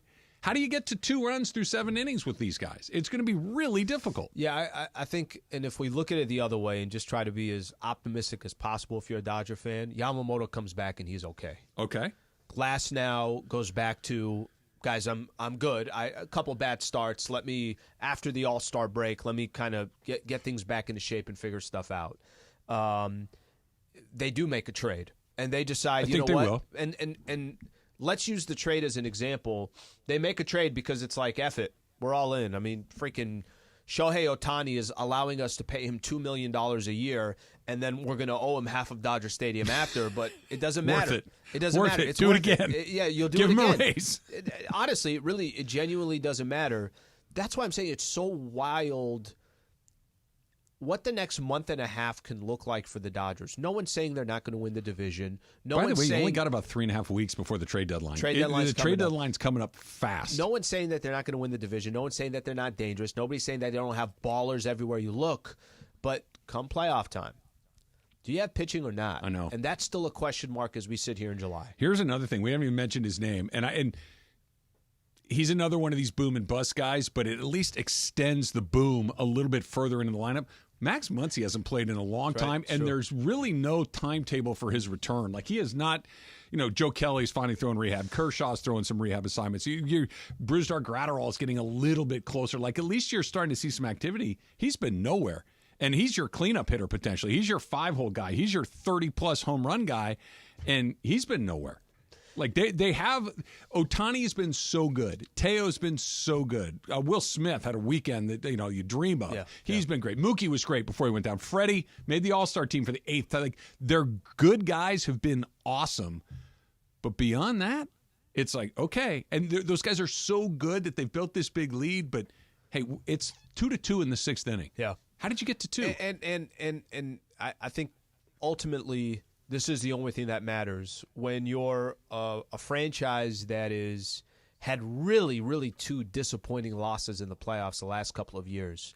When you have a payroll the way you do, when you're supposed to be kind of the class in Major League Baseball, it's okay to poke holes the way we are, because if we're sitting here October 15th and the Dodgers are out, or October 30th and the Dodgers didn't win a World Series, it's going to be back to the same exact conversation. Hey, guys, here we go again. They've only won 1. It was just in 2020, and they haven't had a full World Series win since 1988. That's why these conversations are had. I don't really care about Olympic basketball. Or let me rephrase. I didn't care about Olympic basketball until I read something this morning. That's coming up next. It's Travis Slee, 710 ESPN.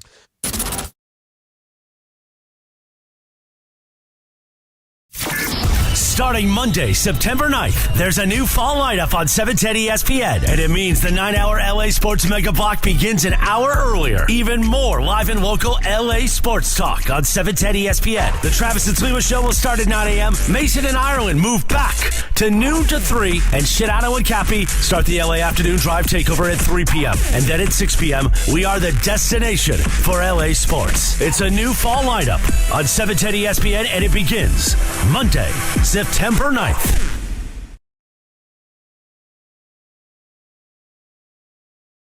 Welcome to Cadillac of Beverly Hills, the #1 Cadillac dealer in the Western region for the 3rd year in a row.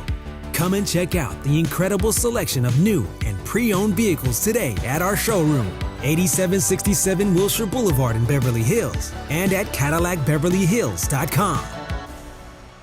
Get in the zone, AutoZone. Welcome to AutoZone. What are you working on today? My car really needs a wash. The $20 McGuire's bundle includes Gold Class Car Wash for a showroom shine. Get in the zone. And what about my tires? Just spray the included Hot Shine tire coating and you're all set. Get in the zone. The inside is not great. No problem. The quick interior detailer in the bundle can help with that too. Get in the zone, AutoZone. Restrictions apply.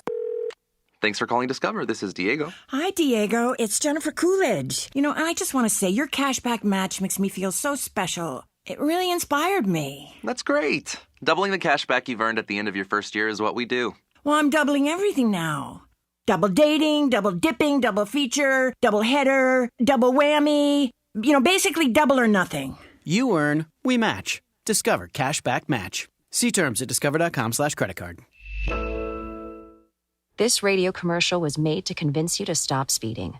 We can't use siren sound effects on the radio, so we'll use other equally jarring sound effects to get your attention. Like telling you that whether you drive a little over the speed limit or a lot, you can crash just the same. You could hurt yourself or worse, others. I'm at the scene of the collision. And the damage you cause will be beyond repair. See? We didn't have to use crash or siren sounds after all. Speeding catches up with you. Brought to you by NHTSA. I can't believe tax season is here already. Look at all this info I have to enter. Phil's small accounting firm is growing in numbers. Why didn't I take that typing class in high school? A data entry specialist could really help him in a crunch. I got blisters on my fingers. Indeed can help him hire great people fast. I need Indeed. Indeed you do. You can schedule and conduct virtual interviews all from your employer dashboard. Visit Indeed.com/credit and get $75 towards your first sponsored job. Terms and conditions apply. Coming up today at 4 p.m. It's the LA Afternoon Takeover with Sedano and Cap. I decided, all right, I gotta find out, if I email these people, I gotta talk to them in French. I wanted to ask, if I could take the kids, because not every winery allows kids. Oh, that's true. Right? So I wanted to write them, hello, I would like to make a reservation for my family to visit your winery. I'm like, all right, let's see if Google Translate works. So it translated for me. Bonjour, j'aimerais faire une réservation pour ma famille. Visitez votre goûter in Juliette. Nous les géons à proximité. Autorisez-vous les inventer dans l'établissement? Merci, Jorge. Love that. Oh my gosh. Sedano and Cap, every weekday after Mason in Ireland. On 710 ESPN. It's Travis Rogers, Alan Sliwa. Travis and Sliwa. But do you think it's the right move? Do you think it's the right strategy? No. Live from LA Live on 710 ESPN.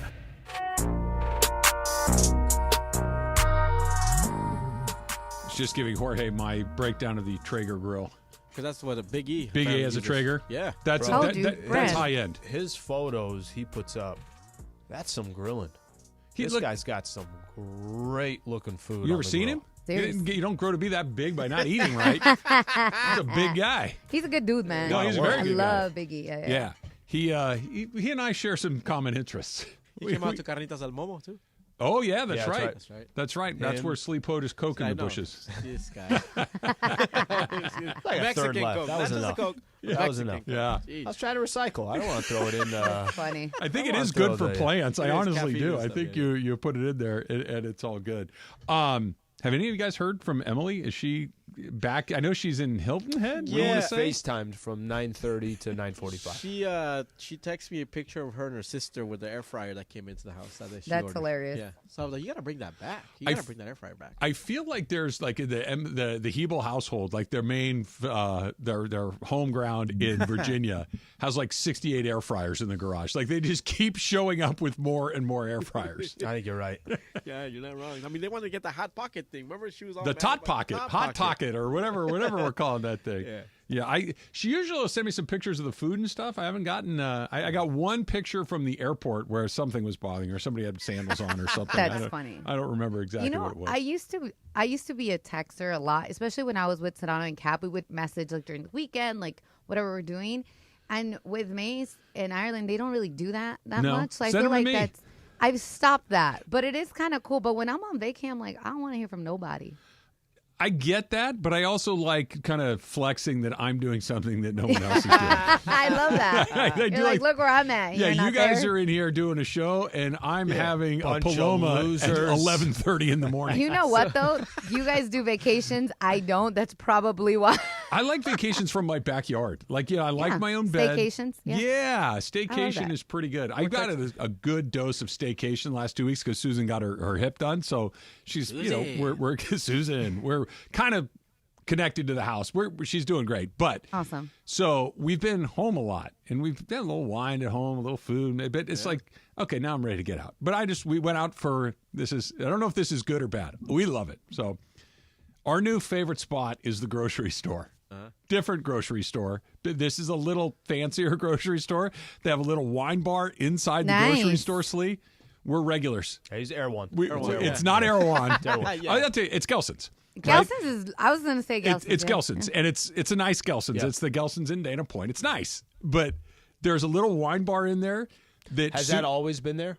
It's newer to us. It's been there for a few months, and so we kind of go here. I like sushi's great. What up, Yoshi? The service is great. Sean, he's awesome. But here's the other thing. Susan and I are the youngest people in there by 40 years. And we're both in our 50s. Okay? There are canes and walkers and those carts that are going on. And Susan and I are basically Olympians by comparison. We're feeling good. There are badass grocery stores now. Like what you're talking about, having a bar, good TVs, stuff like. It's kind of I don't like experience, their TV man. A whole experience. This one does it. They have TVs, but I don't love it. Okay. Because they got streamers. They don't. You need in this environment. Wait, they got what? They don't have cable or direct TV. They have I got Roku here, or I got this thing here. I'm going to need watching Netflix and that's what I'm saying. No, you can't. I need on a Sunday afternoon. I need their game on. I need the golf on, or I need the soccer on. I need something on that's not you streaming. No. Law and Order. She wrote. It doesn't work for me. You know what? When I went to Dallas. That's your go-to, and that's my go-to. It's a good go-to. Yeah. But when I went to Dallas, I got mesmerized by HEB. Oh, you know what it stands for? God, no. HEB is a grocery store chain throughout Texas. It's awesome. You're right. Oh, God. I never realized I like grocery stores as much as I Me do. neither. That's when you. Okay, I was gonna say I shouldn't say that's when you know you're old, but that's how I know I've grown up. Yes. Where I go to Home Goods and I'm happy. Great. I go to the grocery store and I'm happy, and I'm like, man, when did that become a thing for me? HEB, here everything's better. Oh, I love it. That's Their what HEB. tortillas hechas a mano. Oh, the ones with butter. Everything about that place is they first rate. They used to have. This is the only reason why I know, because why would I know of HEB, right? I'm not in Texas or anything like that. They used to have these freaking commercials. So many of them would go viral. They were official sponsor of the Spurs. Okay. And they would have the most random, like Kawhi's in a commercial, or Tony Parker or Manu Ginobili. And the commercials, some of them were really funny, and some of them were just awkward. And that's the only reason why I know. I'm like, I have no idea what HEB is, but they've got commercials with NBA players. It's basically if a Target married a Gelson's and a Home Depot. It's like so if good. everything came together. It's the craziest thing. And a car Walgreens. dealership, and Rotolo Chevrolet, and a Walgreens. Yeah. It's like it's a one-stop shop. It's like a Costco on steroids. Doctor's office, ophthalmologist, a dentist, like everything. It was awesome. Love it. Anthony Edwards, quote, talking about the Olympic team, which has Steph Curry, LeBron James, Kevin Durant, Joel Embiid, Kawhi Leonard. He needs more confidence, by the way. They got to fit in to play around me. That's how I see it. Let's go. Look, he's awesome. He is a terrific player, but there's kind of like a delineation, like a dividing line between he's not your go-to? the older guys and the younger guys. He might be. No, he's not. But, I know. But trolling LeBron, KD, Steph, Embiid, Kawhi Leonard. Sure. These are all guys, other than Embiid, that have won NBA championships. Embiid has won an NBA MVP. And these are guys that you're saying, yeah, get in line behind me. I'll show you the way home. I love it. And it has the potential to be absolutely insane if he, in fact, not that if he believes it, but if he goes in there and like he's looking at LeBron like, what are you doing shooting that? That ball comes to me. Like, I cannot wait for that to happen. He says, I'm still the number one option. Y'all might look at it differently, but I don't. Can I tell you something? Let's go. You know, I think star players like Anthony Edwards, he's only 22. I hated the Jordan comps in the playoffs. I'm like, you're a little premature. I don't know what we're doing. But, I mean, listen, if you said, hey, this is Michael Jordan before he won a championship. Like, if you wanted to give examples of, I want the ball, I'm the man, you could see it coming, it's only a matter of time. This quote, what they're talking, it's not just that he kind of plays a little bit like Jordan. It's this irrational confidence in everything that I do is Jordan-esque. But I'm going to give you, I would much rather, if I'm an NBA franchise, and I'm the Los Angeles Lakers, and I'll use as an example, I'd much rather have a player like Anthony Edwards that thinks he's the best player in the world than a player like Anthony Davis that it's you have to remind him that he's one of the best players in the world. There was a quote that came out, and this was part of the conversation. Anthony Davis actually had this, and the quote was J.J. Redick had basically told him he's going to be the hub of the offense, like everything's going to run through him. And the question I'd have through that is, well, conceptually, I like that. Sure, that's how it should be. Conceptually, yes. But the question's going to be, are we going to? AD, you're the same guy that in the fourth quarter, you take one shot. Give me Anthony Edwards all day long of this guy that's basically, he's so young and doesn't even understand that, and maybe he does and doesn't care. I don't care LeBron's on the other side. I don't care Steph is over there.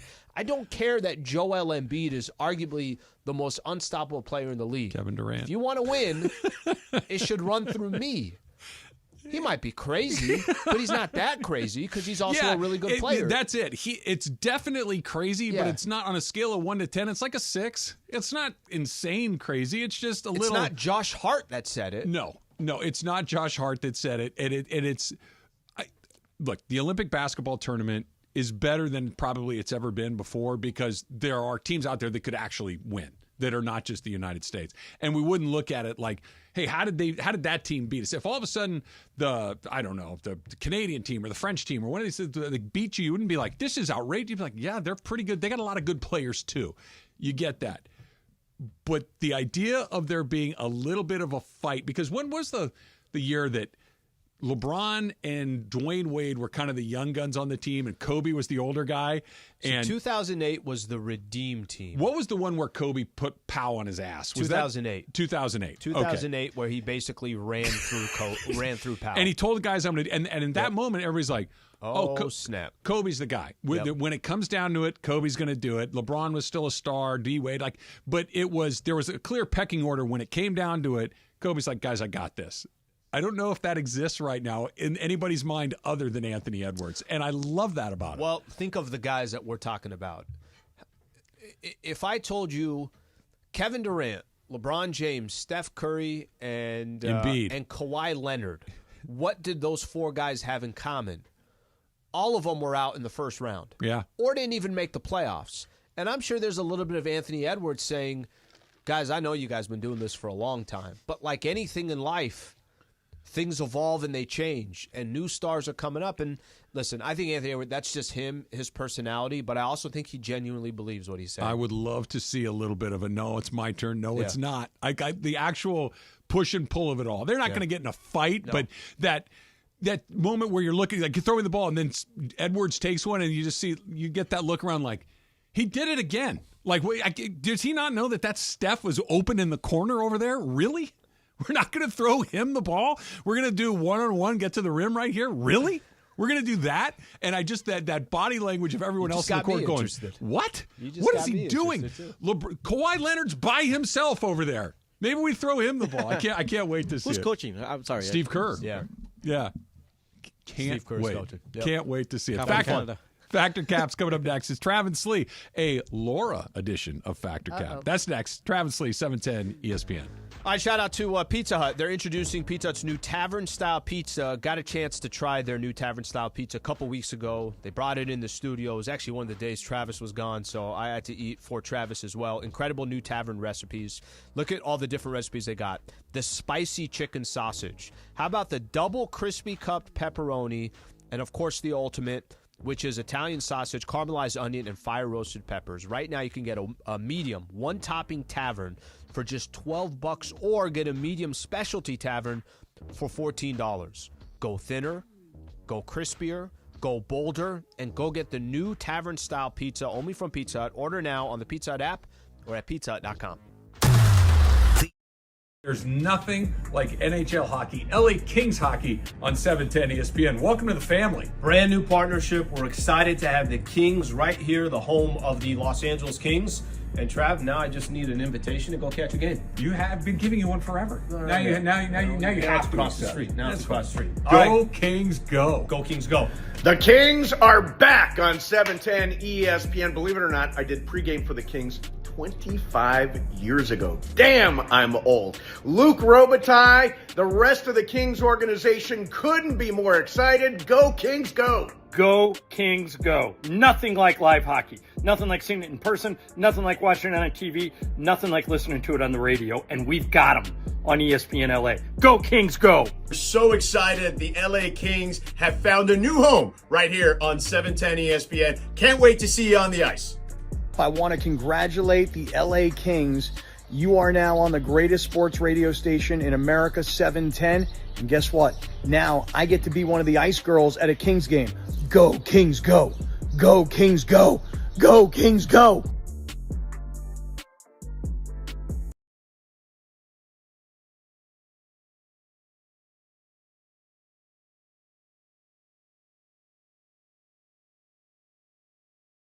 And AaronPlumbing.com to schedule your appointment today. NEXGEN, call 833-3NEXTGEN. You hear that sound? It's not you going to your next sporting event or even thinking about your team's next game. It's the sound in your own mind of worry, fear, anxiety, and the pain you're feeling from an accident. You need help. You need to call Joseph S. Normand. 213-747-2000. The law offices of Joseph S. Normand are going to treat you like family. They're injury attorneys you can trust. 213-747-2000. NormandLegal.com. Be treated like family. Be taken care of. And get the money you deserve. 213-747-2000.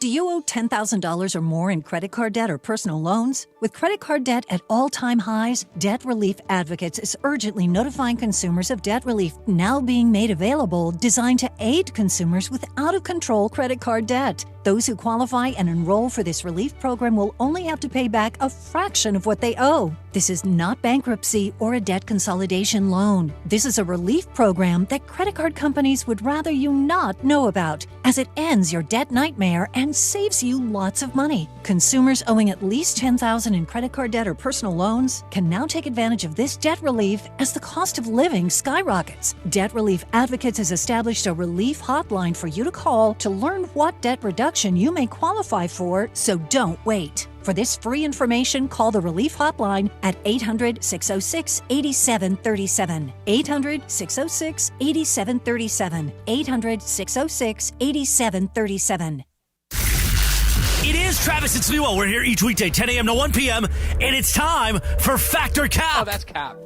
That's so cap, Dad. Everything I've said is a cap, but I'm going to go fact. First of all, it's not a cap. It's no, it just is a cap. Welcome to Factor Cap.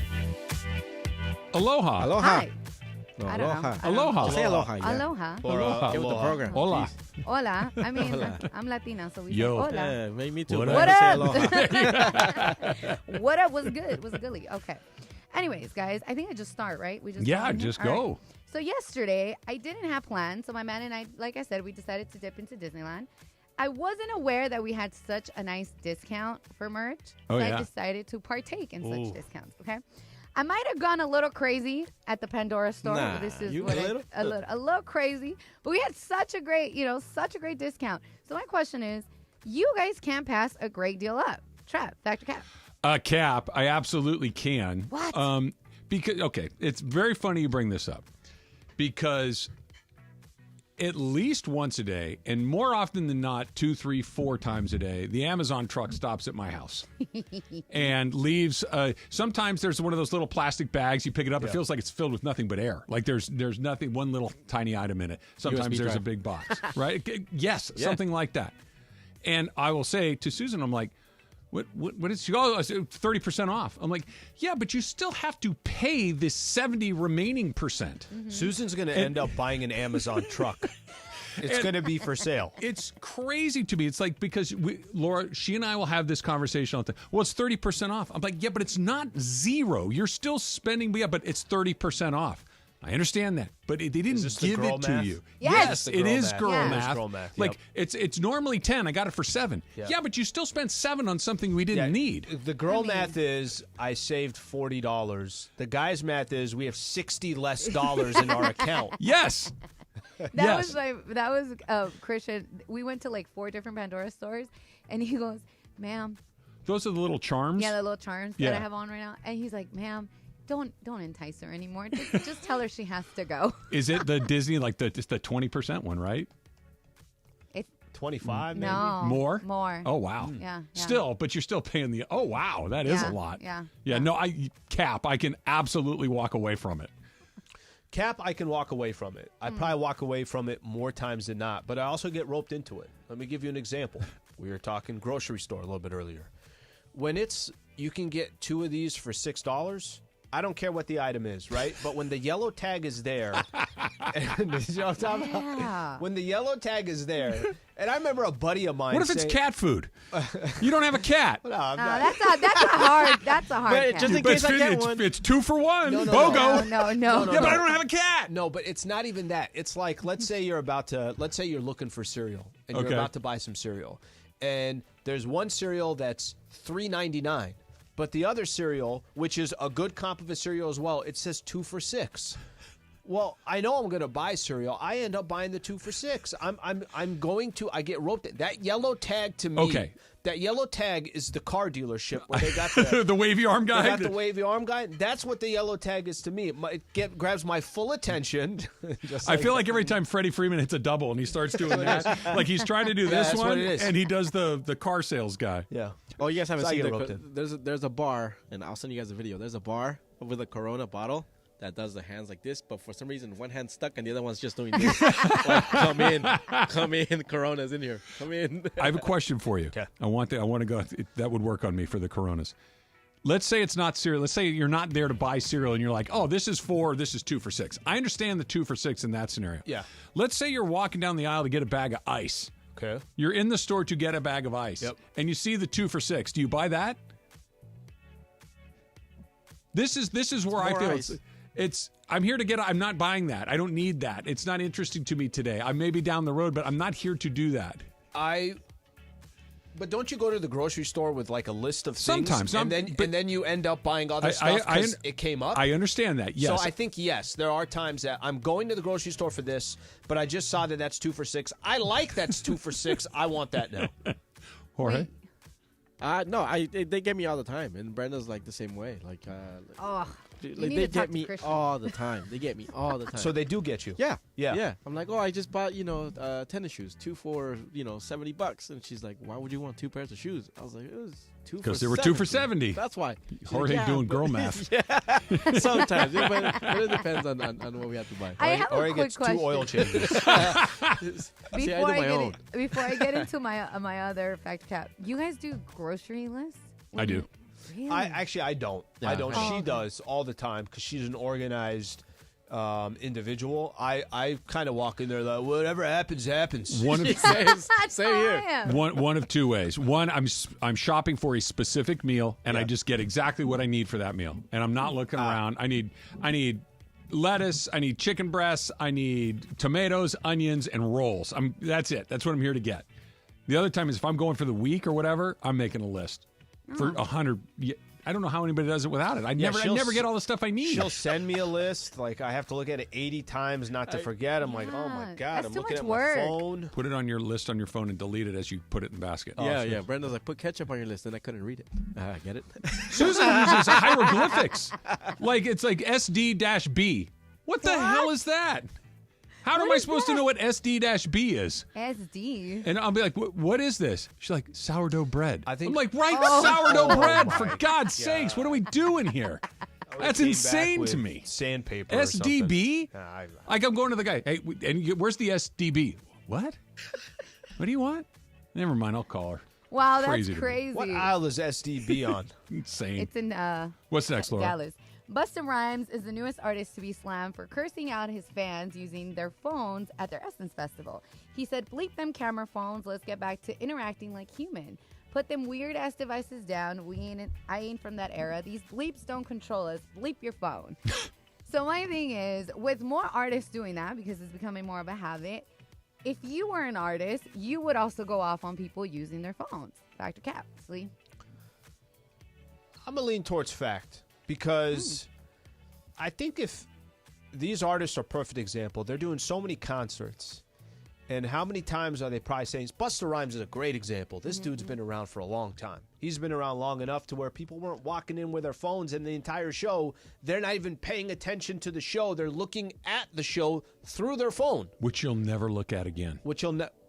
That's so true. You'll literally never look at again. I don't care what videos you've taken, you'll end up never looking at them. I'd go fact, because if I could get 10%, 15%, 20% of the crowd to say, you know what, I'm going to put my phone away and I'm just going to enjoy this for what it is, I think those people will actually enjoy that moment. For me, it's 100%. I think it's fact. I forget the way that you phrased the question. If you're an artist, you would tell the crowd, put the phone away. Yes, fact. Enjoy the moment. I know this is an old man take, and Emily somewhere is probably her ears are ringing in Hilton Head as I'm saying this. Be present. Enjoy the moment. Don't worry about getting a picture of the thing you're doing, so everyone else. Enjoy the moment that you're having. If it's something that you're collecting for yourself to be able to reminisce later and do that, I totally understand that. But to see a show, an artist or whatever it is, be there, listen, watch, enjoy, soak it in. You're going to remember what was it was LeBron's record-breaking point when he passed Kareem. Every single person in the shot had their phone out to record it. Have you watched it since then? I watch it every morning. Okay. Except for one Your person. pep talk. One person. Phil Knight's sitting there watching it because Phil Knight understood. That's right. I got history. I'm going to watch it happen in front of him. I'm going to watch it unfold. And Anthony Davis, who was sitting on the bench, not watching it happen. But was it Russ or was it Anthony? I think it was Anthony Davis. AD. Yeah. AD. Be present. It's always good advice. Be in the moment. You'll enjoy everything a lot more. Yeah, no, I would tell people to put it down. There's been a couple of times that Laura and I hung out at Laker games, and she takes out her phone. Hey, for Instagram. Like, I don't want to be on Instagram. I want to watch the game. I want to enjoy my time here watching the game. No, hold on. Defend yourself, Laura. He's not listening to me. Yeah, blah, blah, blah. He's being a jerk. Blah, blah, blah. Like, dude, just put your phone down. Watch the game. Enjoy the game. What are you doing? First of I don't all, want to be on your Instagram. It was not during the game. Yeah, y'all. He's being It rude. was He's not being such a during jerk. the Yeah, game. blah, blah, blah. Or has been waiting to say Yes, this. he has. He's been holding that in for a while. But Just the thing put your is, phone down and enjoy the game. Look at him because he knows he's lying. It was pre the game even started. It was the first quarter. We did. It was the first time out. Wasn't. No, okay. No, it wasn't because we were trying to do the Pepe way for everybody. So then the person in front of us, he's like, "Oh, you guys are what she said?" Something about the lady said, couple. "Oh, I'm you like, guys newlyweds." I was like, "Oh, hell no!" Hell nah. I was like, "That's gross." I was like, "Absolutely not." I do like having the picture to commemorate the event. Like Susan will always do saying, "Okay, get everybody together. We're going to do a quick," and I have like family or the big group. And I like having it like when you're flipping through your phone, you see it. I like that I don't know if App or Samsung does this or not. Google, whatever you have. Pixel, thank you. Yeah. Whatever. The green bubble. The green bubble guy over there. I'm sure it has a similar thing. When Apple will send you that memories, like this day 10 years ago. And I like seeing those 10 pictures that pop up. Makes you feel good. But looking through this thing, if I just did this to you all day while we were doing the show together, that would be weird. It is. Kind of. I feel No, for my own personal I know. thing. 100%. Okay, if you think it's weird, why you do it to me? Dude, let's be on IG. Okay, Let's first of come all- on, y'all. He's being a jerk, Okay, y'all. first of all, 6 months. listen, that in. there's two things. When, like, for example, when we go to the games, and I've told them this, sometimes the guy's like, oh, can you do this? Can you do that? And for that reason, we did the Pepe wave because they were telling Pepe nobody waves at him. We took a picture of Pepe before we sat on our seats. But that was a thing. So it's not. I used to be very guilty of like, oh, I want to record everything. Now, if you look at my phone, I barely use my phone when I go out. I don't give. I was about to curse. I don't care. I was like, I don't care what you think. But I've gotten better about being in the moment. So I agree with you guys. All right. I have a question for you guys about a milestone birthday when we come back. It's Trav and Slee, 710 ESPN. Most people don't.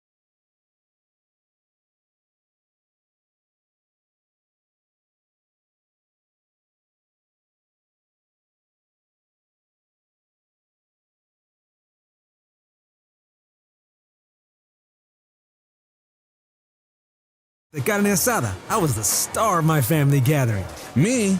I'm just the butcher at Northgate Gonzalez Market. You're the one who gave me the best advice for cooking the espaldilla. And the familia, they loved it. Thank you. I will never forget. Cook it over medium-high heat for 15 minutes and use the thermometer. Now, I make the best espaldilla in the family. And it's all thanks to you. Well, thank you. It's a pleasure for me to be able to help. You really are the mero mero of the carne asada. At Northgate Gonzalez Market, los mero meros of the carne asada have the best tips for a perfect carne asada. Preparation, the selection of meats, or any side dishes, whatever you need, lo tienen. They have it. Find a store near you at northgatemarket.com. That's northgatemarket.com. Northgate Gonzalez Market, every visit has a story. 710 ESPN and the all-new ESPN LA app. This fall, the new home of the USC Trojans. The new home of the USC Trojans. The Trojans are back. The USC Trojans play on LA's mega sports station. That's right. USC football, USC men's basketball, and USC women's basketball are on 710 ESPN. Coming this fall. 710 ESPN, the new home of the USC Trojans. Do you have 3 ex-wives and your current trophy wife wants a life insurance policy 3 times the size of the policies you had to purchase for your previous mistakes? If so, you need to call Big Lou at Term Provider, 800-777-1225. Big Lou is intimately familiar with your problems, and if you're 50 or 60 years old and in reasonably good health, a $1 million policy should only cost about $100 to $200 per month. Big Lou may have a solution for your previous policies as well. You may even save enough money to lighten the load on your new $1 million policy. Remember, call Big Lou. He's like you, except he's only on number 2. Call Term Provider at 800-777-1225. That's 800-777-1225. For $1 million in term life insurance that you can live with. Call Big Lou at 800-777-1225. 800-777-1225. It's Travis Rogers, Alan Sliwa. Day has the same person dropped off food at your house twice in one day. I don't know. Great question. Travis and Sliwa. On 710 ESPN. What's up, y'all? This for Twitter, y'all. What's up, y'all?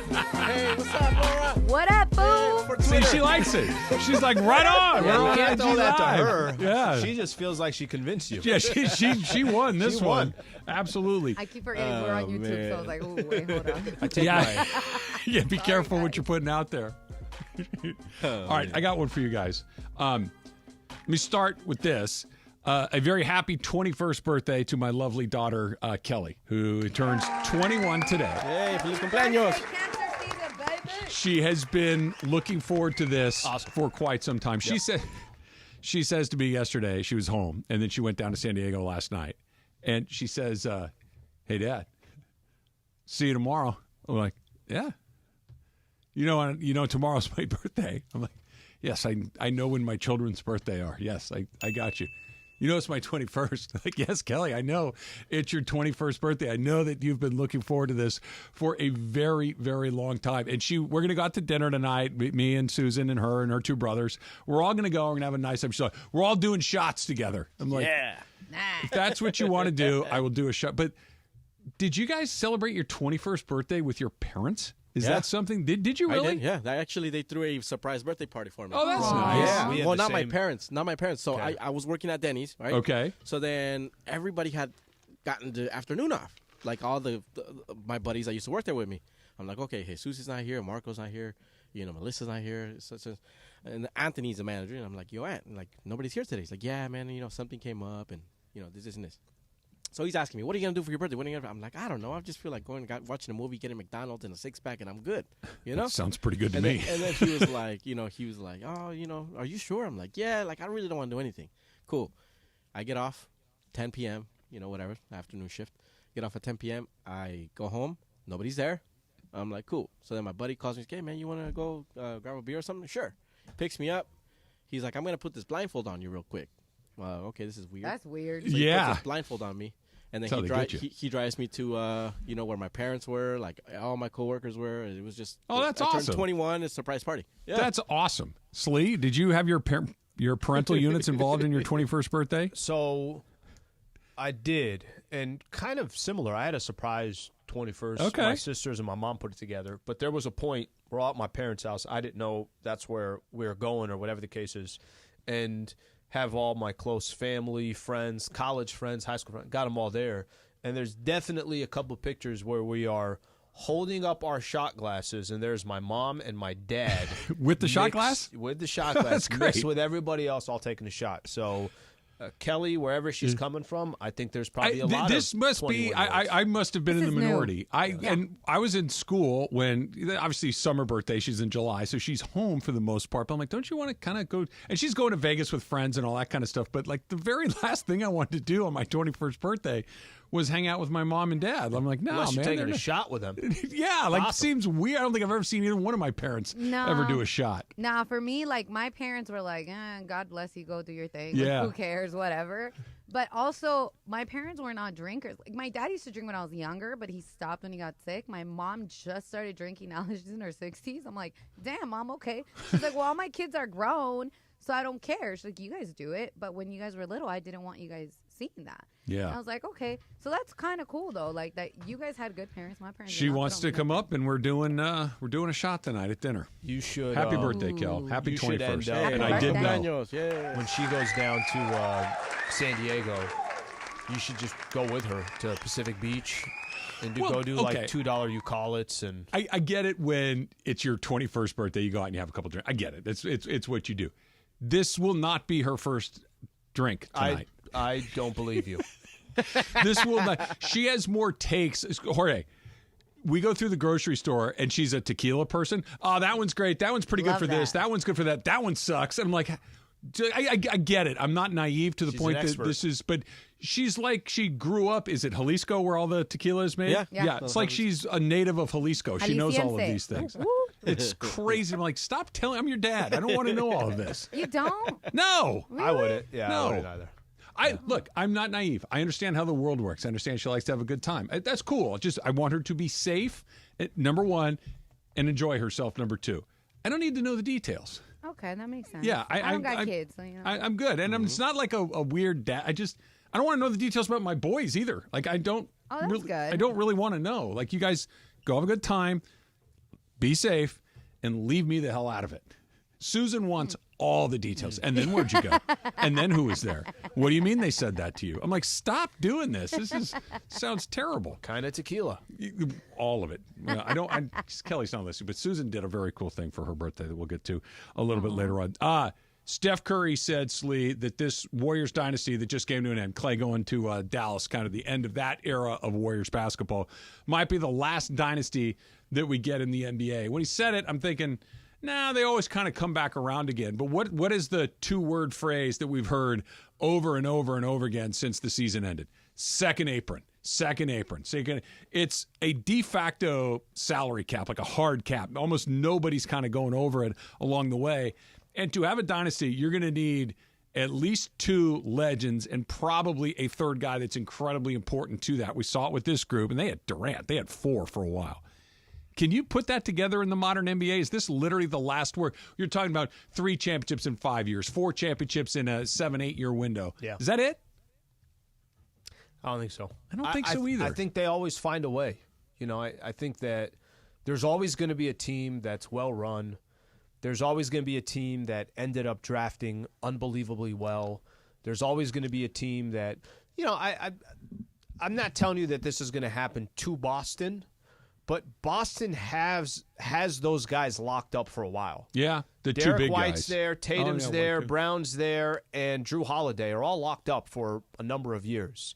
And again, I'm not telling you that that's going to be they're going to go have a dynasty. I think to have a dynasty, you got to win 3, right? You got to win 3. Sure. Is probably the number, not 2, but you got to win 3. And how long of a period of time? Can you have 3 in 9 years? Is that good enough? That seems long. I do. 6, 7. I think 3 and 5 or 6. 3 and 5 for sure. Yeah, 6 probably. Probably. 9 or 10? Nah, you got to get. You got to get the 4th one in there. The thing is, I understand what he's saying. The only problem is, there's always been, especially over the last 25 years, hey, is there a way we can kind of slow down these big market teams dominating the way they are? And I feel like there's always been a way or a solution. And listen, we might be sitting here. Of course, I'm not telling you this is going to happen. What if we're sitting here in 10 years and we're talking about the Oklahoma City Thunder having an unbelievable run because they had all these young players and the Sam Presti was unbelievable. Right? It's like, to your point, at some point, you got to make a choice. Okay, we're paying Shea, we're paying Chet, just to pick 2. Sure. Well, if you're Jay Williams, it's like, well, I want my taste too. I'm an important part of this. Like, we can't have 3 guys making $70 million a year. Yeah. You're going to have to make your pick at some point. I wonder if that's what Curry was getting. Here's the one thing that I don't like about the NBA structure. I'm okay with, guys, we want to try to even this out as much as possible. That's okay. I'm completely fine with that. But I'm going to use the Thunder as an example. Michael and I would talk about this during the season. If you drafted your own guys and you've developed them, you should not reach a point where I got to get rid of these guys because I have to pay them. Yeah. The Shea, that's fine because they traded for him. But why are you should be rewarding the teams who have drafted and developed, because you're not skipping steps. If you drafted and developed, and by the way, the Lakers can fall into this category. Any team can fall into this category. If you drafted a player and developed that player and you did it 2 or 3 different times and now they're just up to, you got to pay them, there should be some type of stipulation where, okay, that player, since you drafted him, doesn't go against the hard cap as it does if you got somebody else.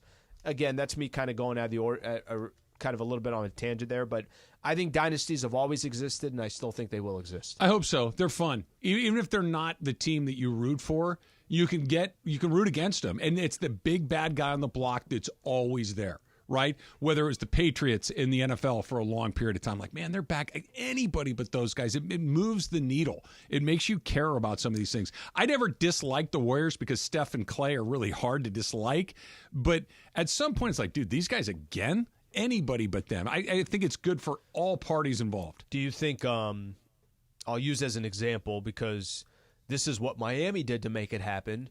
You can also get players that decide, I want to play together, and we're all going to take less to make that happen. How do you stop that?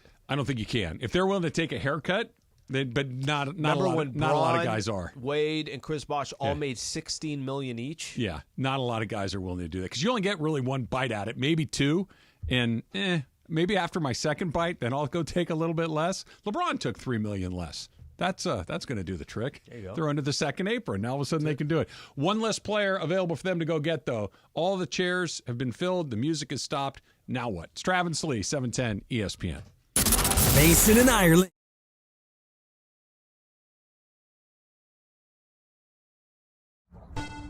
All right, first day spring training for Michael Funches.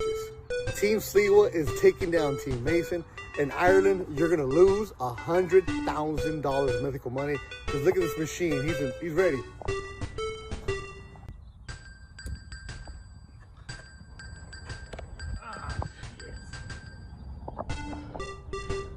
They ain't ready for you, Funch. They ain't ready for you. They ain't ready for you, Funch. That's right, Funch. All right, we figured out where Funch can go. He can catch. I'm gonna put you at second base. Go play second base right now. It's over here.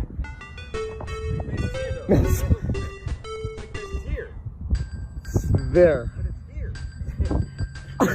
Oh, no.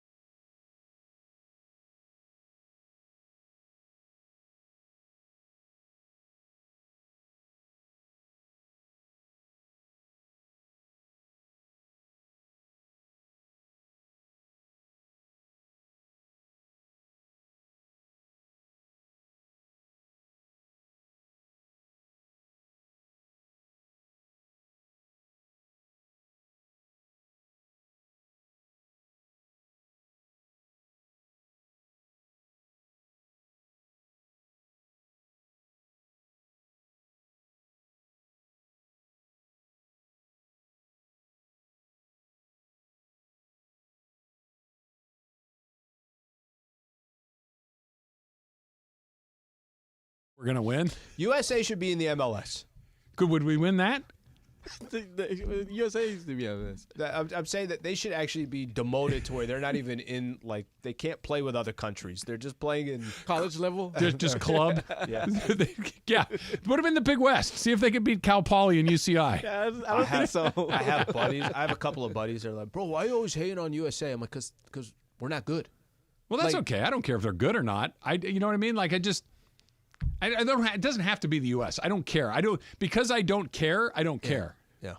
I need somebody that just has a chance that might. But USA doesn't have a chance, is what you're telling me, right? Yeah, I don't think they have a chance. Yeah. I have a chance. DeMar DeRozan is a Sacramento King. Mm-hmm. Okay, cool. I don't know if the Kings are a lot better, a little better, somewhere in there, right? They're certainly not worse. 74 million. 3 years, $74 million. Yep. That was another one of the names that at least the Laker fans would bring up. That there was rumors that the Lakers might have interest in. Go back, was it last year or the year before? Couple that years Magic ago, Johnson said that his DeMar agent- DeRozan's agent called him and said, "Hey, see if you can figure this out." And they didn't. It couldn't get figured out. All of the bigger pieces have landed in other places. The Lakers are basically running back the same team they did a year ago. This is kind of the plan that I was advocating for. I understand it's kind of boring, that it's not incredibly exciting. LeBron opted back in. AD's coming back. You got a middle-of-the-pack draft pick in Dalton Connect. We'll see what it is. Second-round pick, whatever. Usually doesn't impact it. This one isn't either. And they're kind of right where they were. Even after free agency, the draft, and everything else, they're going to run it back again. So I think to me is if that was the original game plan, if the Lakers had come out to start free agency, before free agency, and, basically said something to the effect, listen, if there's something there that makes sense, great, but we like our team. We want D'Lo here. We want Austin Reeves here. We want Rui Hachimura here. J.J. Redick was our first choice, and we're very happy that we got him. We think that's going to have a significant difference. The problem, I think, with the Lakers, it's more the perception. Perception is reality. And I think if you go back and you look, let's use DeMar DeRozan as the latest one. I don't know if I needed to see DeMar DeRozan on the Lakers for 3 years and $74 million. He's going to be 35 by the time next season starts, and he'll be 38 by the time that contract is done. I don't know if I need to see Klay Thompson on the Lakers for 3 years, $50 million. He's 35, or actually I don't know his age, 34, 35, whatever it is by the time the season starts. I don't know if that's going to be the difference of the Lakers making a run or not. But I think the thing to pay attention to is the Lakers wanted Klay Thompson and didn't get him. Yeah. I think the thing to pay attention to is Jonas Valanciunas took less money to go play for the Washington Wizards. He got that 3-year deal for $30 million or whatever it is, right? Oof. I think the thing to pay attention to more than anything else, J.J. Redick was not their first choice, and we'll get into Dan Hurley and what that contract represents. I think for me, if the game plan was, no, guys, we told you all along this is what we were going to do, and we're happy with this, and this is what we're going to run with. Yeah. But that wasn't the game plan. Yeah. It kind of comes down to this, sense, right? That were there no good deals to be made where they looked around and said, price is too high? Yep. No. I like there's you. A responsibility towards that. I like you, but I don't love you, and I really don't like you at that price. I can't do it. We can't make it work because I'm choosing not to make it work. Or we just couldn't make a deal because nobody wanted to take our money. We couldn't make a deal because this player chose that team instead of this team. You mentioned Valanciunas. You mentioned Klay, right? That these guys that, hey, we wanted to make it a deal with Klay, but we couldn't get it done for a variety of different reasons. But I think there's a huge now. Maybe you stumble into the right area just because you got a little lucky. Yeah. But this feels more like the residue of an offseason as opposed to the design of an offseason. That's my only point. If this was the design, then I would say, look, you don't have to like what they're doing, but this is their plan. And they feel like they're executing their plan rather than, all right, let's try plan different? B. They got a new head coach, Mm-hmm. and they got, 17 Connect? They got Dalton Connect at 17. Yep. Max Christie was the only player that they re-signed. Yeah, you can call it. Got an extension. Vando's going to be back, yep, and Vincent. Hachimura and Vincent and all these guys that maybe you get that Vando's a little healthier, that Vincent's a little healthier, that D'Lo performs, but. This is basically the same team with a new head coach. LeBron James will be 40 years old. Year 22 or 23? I always get this confused. 22 now. 22. You're going into year 22. Anthony Davis played 70 games. I think it was with the number 76. 76 games. LeBron played 71. You get a lot. Nearly 150 games between those two guys last year. You're in 7th place. You drafted 17th and replaced a coach who's never coached before. You a lot better? It's hard to argue that they're better. They're not. Now, maybe maybe it breaks slightly differently. Maybe there's a deal to be made at a different point. Maybe. But just look, they were 7th last year, and you'd have to really put together an impressive package to convince me that they're not going to be 7th again this year. I'll tell you the things that I think frustrated me this offseason. What frustrated me was... There's a perfect term for it, and we'll talk baseball. Base hits are important.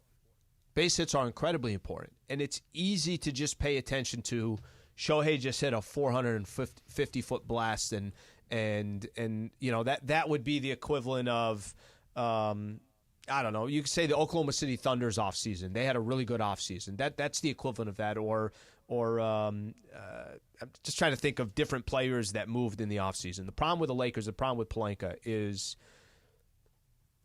he's not getting the base hits. Cam Reddish and Jackson Hayes make the minimum, but they had a player option in the second year to make the minimum. They both took those contracts. Yeah. That means there's no market for them for the minimum. The flexibility, they couldn't make a deal for Klay Thompson because they weren't in a position to make a deal. Dallas was already in a position. Those are base hits. You got to get your base hits. I don't think they did that.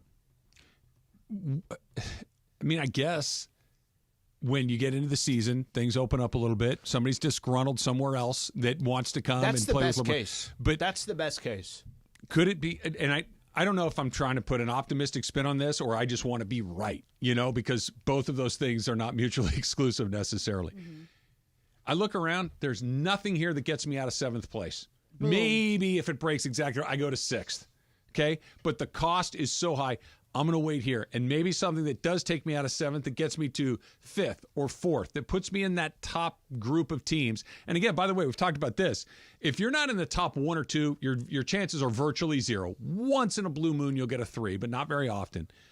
So why am I going to spend it now? And if the answer is, hey, we got to maximize LeBron, I get it. But what would you like to see them do? And I understand the argument you're either getting better or you're getting worse. I believe that to be true. And I don't think they got better.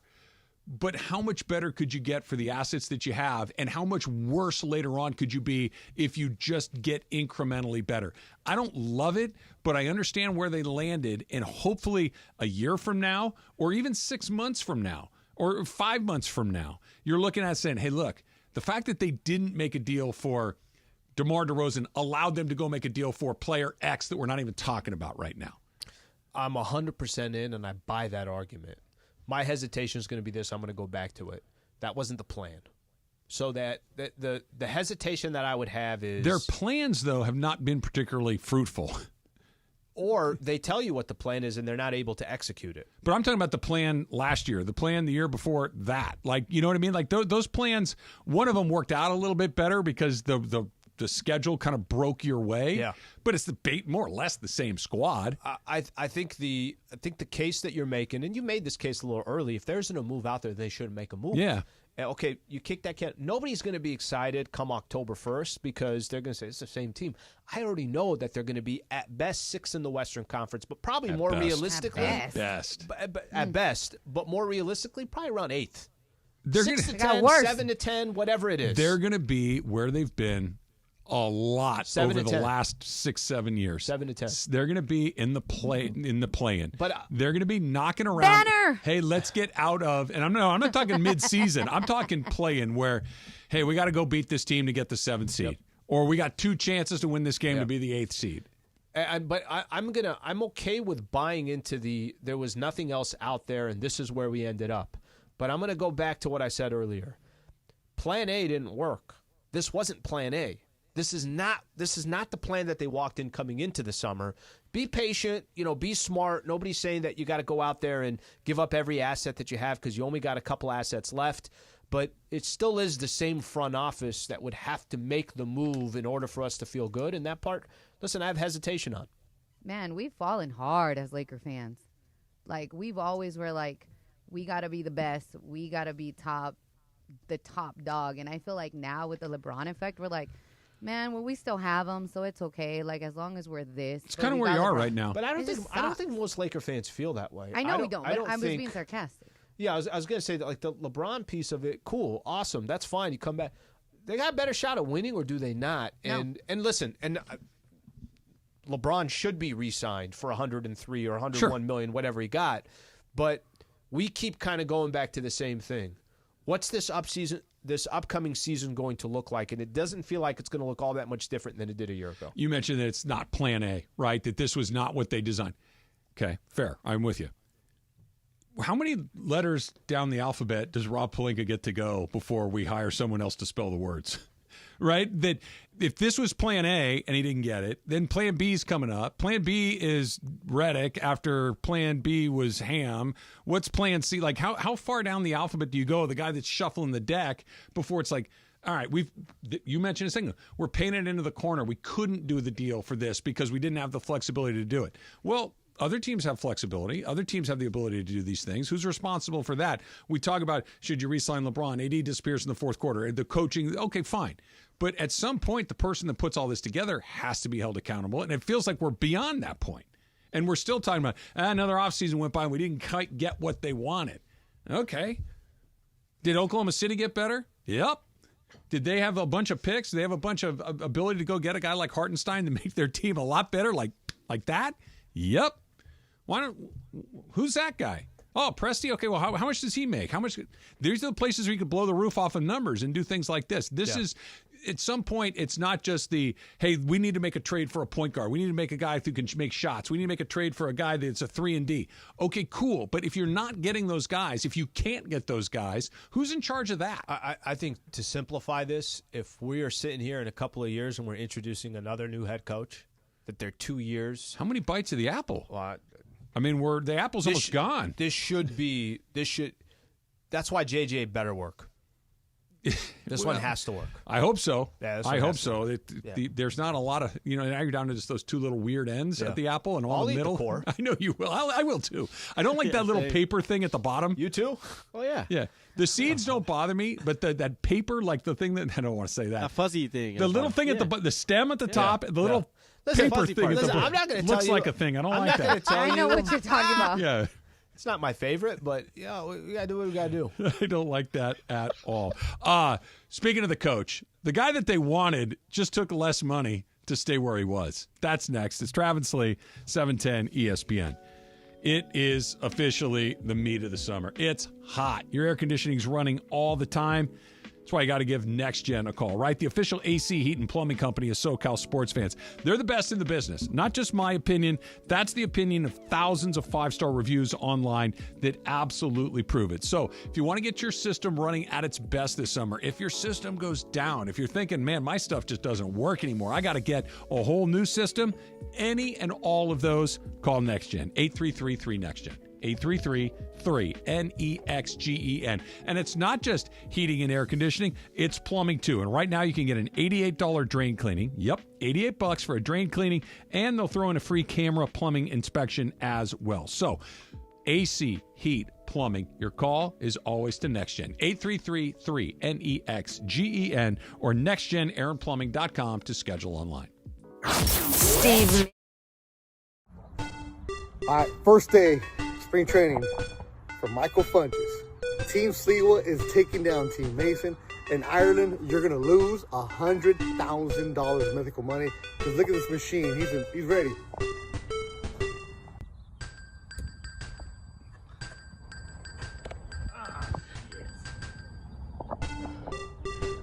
They ain't ready for you, Funch.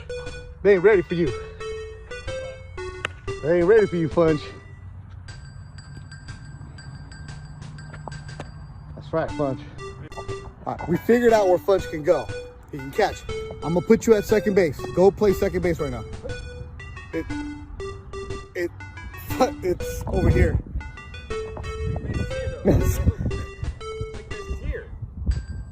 there. Oh no.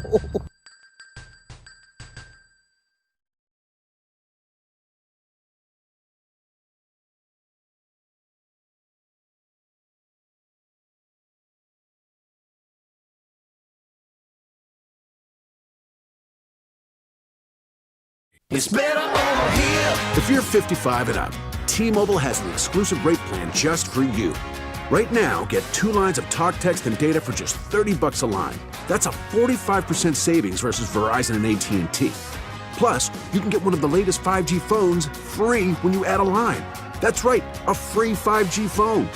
Experience all this and more on America's largest 5G network. So why wait? At T-Mobile, customers 55 and up can get 2 lines of talk, text, and data for only $30 a line. Just go to T-Mobile.com/choice55 or visit your local store to make the switch. With AutoPay using debit or bank account plus taxes and fees, 45% off 2 lines versus AT&T Starter and Verizon Welcome. Plan benefits vary. Free phones up to $300 off with 24 monthly bill credits and qualifying new line for well-qualified customers plus tax and $35 device connection charge. Contact us before canceling entire account to continue remaining bill credits. Bill credits end if you pay off device early. See details at T-Mobile.com. Something amazing is happening in data management. Even though storage needs are constantly changing, companies are only paying for what they need now. That's because CDW customized a Pure Storage Evergreen One SLA-driven storage-as-a-service solution that delivers enterprise-grade hybrid cloud storage that is effortless, efficient, and evergreen. Simplify storage administration with Pure Storage and CDW. Make amazing happen. Find out more at cdw.com/purestorage. Lowe's knows owning a project means owning the right tools. And during Craftsman Days, you can save big on what you need from a brand you trust. Get a free Select V20 tool when you buy a Select Battery 2-pack. Plus, get your choice of the V20 string trimmer or leaf blower for only $99. Find these savings and more today. Lowe's knows home improvement. Valid through 7/10 while supplies last. Selection varies by location. This is the Mid-Morning Spectacular live from LA Live. Travis and Sliwa on 710 ESPN. So how did Rookie survive the 4th of July? This is your guy. Who's this? You know. I don't think I do. He's the only artist that you ever mentioned, Burning Spear. Oh. That's your guy. Is it? It's your Okay, guy. yeah, it's my guy. It's your guy. Yeah. This is your man. Did you celebrate the 4th by listening to Burning Spear? No. By combine Spear and Slee. Spree. Burning Spree. Okay, you said how did Rookie do? Yeah. So first off, let me Did you just get him his say, gummies? No, I think I had mentioned to you. We have there's whatever 4 dogs to where just to kind of I would rather be using the more holistic CBD type of stuff.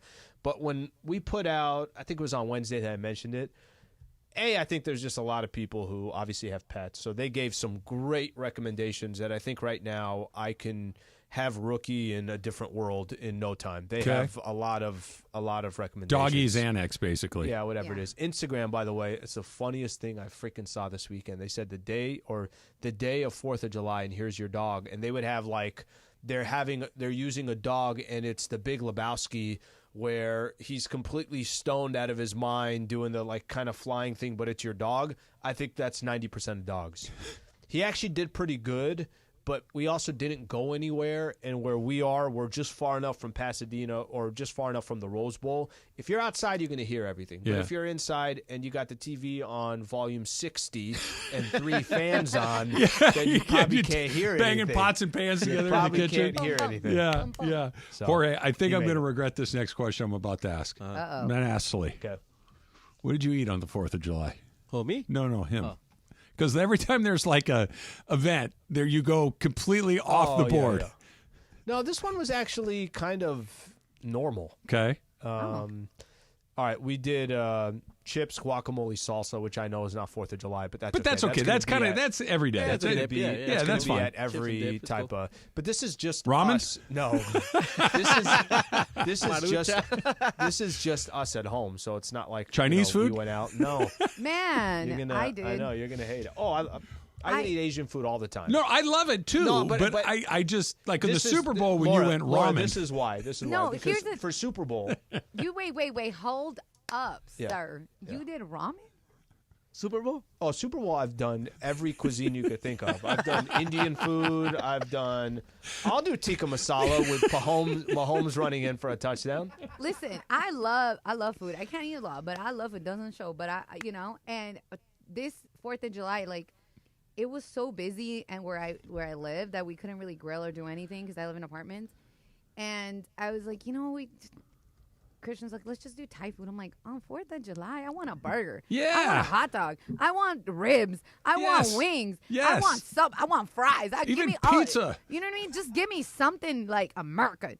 And then he's like, okay. He wanted Thai? He went and we got Thai. And then I was like, take me to 7-Eleven, bro. Let me get a hot dog from there or something. I was so Chili mad. cheese dog from 7-Eleven? Don't look, No, that's America, for God's sakes. I was like, that's Yeah. the most American thing we did was go to Starbucks and get a hot dog. And he's like, you're the only one that I know that will crave a hot dog. Starbucks? Hot dog from Starbucks? No, wait. 7-Eleven. Oh, 7-Eleven. You said Starbucks. I She said did. most American thing I did was get a Starbucks and a hot dog at 7-Eleven. Oh, okay. Yeah, you should have just brought. Tell him to come hang out with me on 4th of July. We'll have some Thai food together. We'll have some Thai food. I just had a hot dog and some soda. That's it. Oh, I watched Gladiator because I'm getting ready for that. Gladiator 2. I gotta watch. I gotta watch Gladiator 2. I gotta watch. Is it Gladiator out 2. yet? No. But it's gonna come out. I haven't even seen the preview, but the way you guys set it up, I gotta watch that. So it takes place 20 years after the last one. Okay. So 20 years. So Interesting.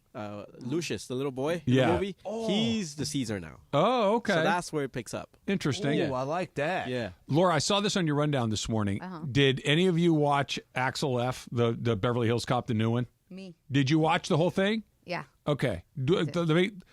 Did you like the original Beverly Hills Cop? Yes. Okay. Yes. Did you like the second one? Yeah, cool. Me Never saw too. the second one. Okay, so the first one I thought was terrific. The second one, cool sequel. Not as good as first, but good movie. Third, Beverly Hills Cop was dreadful. Yeah. Legit dreadful. What'd you think of Axel F? So it's not like, but it's so what we compare it to was like Coming to America 2. We were like, that was horrible. This one was better than that. So Oh, you thought so? yes. So, Okay. So I was like, okay, it was, I mean, listen, it's not going to be 1 and 2, but I think it's better than 3. When you said that, Laura, Slee, Coming to America, classic Eddie Murphy movie, just one of the best of all time. Coming to America 2 was fine, but it was basically the same movie and not as good. It just because it's the same jokes. I watched the first half hour of Axel F last night.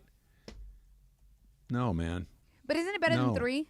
Yes, because it's basically just the same thing. It's a car chase, him saying funny things, him making fun of the white guy. Like, it's funny. Yeah. I get it. It's funny. Paul Reiser doing the disgruntled boss. I get it. Oh, look, Rosewood's a PI. The difference was the daughter aspect of it. The daughter That's it. aspect's a little different, but it's the same movie. it's the same movie, man. Okay, when did I was so bummed out. Like, it didn't stink out. It wasn't like this. Okay, turn this off. But put it to half hour in, I'm like, it has not grabbed me. Pause that. I'll come back to it later, which probably means I'll never go back. When did the second? How long ago did the second Coming to America come out? A couple years ago now? Maybe closer to 5. Yeah. Oh, that long ago. Okay. Yeah. So there's certain movies that I'm like, nah, I'm good. Bad Boys, the last one. Okay. Oh, have you guys seen it? No, of course. Yeah, and I'm haven't not seen going it. to. Like, No, I it's the same. I have a difficult time. And these are movies that we grew up with. So it's like Coming to America, obviously Bad Boys. Like, these were great movies when we were growing up. I don't need it 25 years later, 30 years later. Like, it's probably not going to do it. I say all that, and I'm going to watch Gladiator, and I'm excited about it. But see, I don't want Gladiator 2 to tarnish the first one. Like, I don't want this second one to be like, Okay, no, see, that's not I what have a we little thought. bit of a different opinion on that. Like, I get it. I don't want a franchise that I like. I like Beverly Hills Cop. And this one wasn't bad. It wasn't like, oh, my God, this is terrible. Turn it off. It just was, I feel like I've seen this already. With Gladiator and any of these sequels, if it's just not there, I just, whatever. Because one of my favorite movies of all time, and I understand that with the passage of time, this movie is less funny because of society. Right. Caddyshack was one of my all-time favorites, okay? Caddyshack 2 might be the worst movie ever put to celluloid. It's that bad. It is unwatchably bad. But didn't ruin Caddyshack for me. Yeah. I just went, oh, yeah, that sucks. But, boy, that first one was great. I don't think it'll ruin it for you. Yeah, I think, listen, like the chat right now, shout out to the chat right now, but a lot of people are like, yo, like, we liked it. So Really people good. That I'm they've glad. I'm curious how many people liked it that saw the original. We're going to block you. It was the same movie with the same beats, with the same idea. And I liked it, but a little bit something different. I don't know. Maybe I'm asking too much. I love Eddie Murphy. I want to like it. Yeah. The opening, they were in a hockey game for 30 seconds and they're driving a snowplow down the streets of Detroit. Like, how did we get here? Like, what, At least they're not in space, you know? No. Like Fast and Furious. Was that an option? Like, if Fast you and said Beverly Furious, Hills Cop, whatever, you know? Apollo Plan moon B. landing, I'd be there. The movie was 2 minutes old, and he's driving a snowplow through an alley, catching the guy on an ATV. I'm like, this doesn't. How do we get here?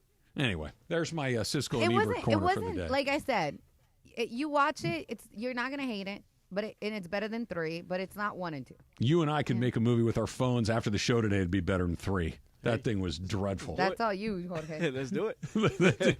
Beverly Hills Cop, LA Live, starring Jorge and Travis. We'll put it together. Hot and Cold's coming up next. It's Travis Slee, 710 ESPN. Starting Monday, September 9th, there's a new fall lineup on 710 ESPN, and it means the 9-hour LA Sports Mega Block begins an hour earlier. Even more live and local LA sports talk on 710 ESPN. The Travis and Sliwa Show will start at 9 a.m. Mason and Ireland move back to noon to 3, and Shidano and Cappy start the LA Afternoon Drive Takeover at 3 p.m. And then at 6 p.m., we are the destination for LA sports. It's a new fall lineup on 710 ESPN, and it begins Monday, September 9th.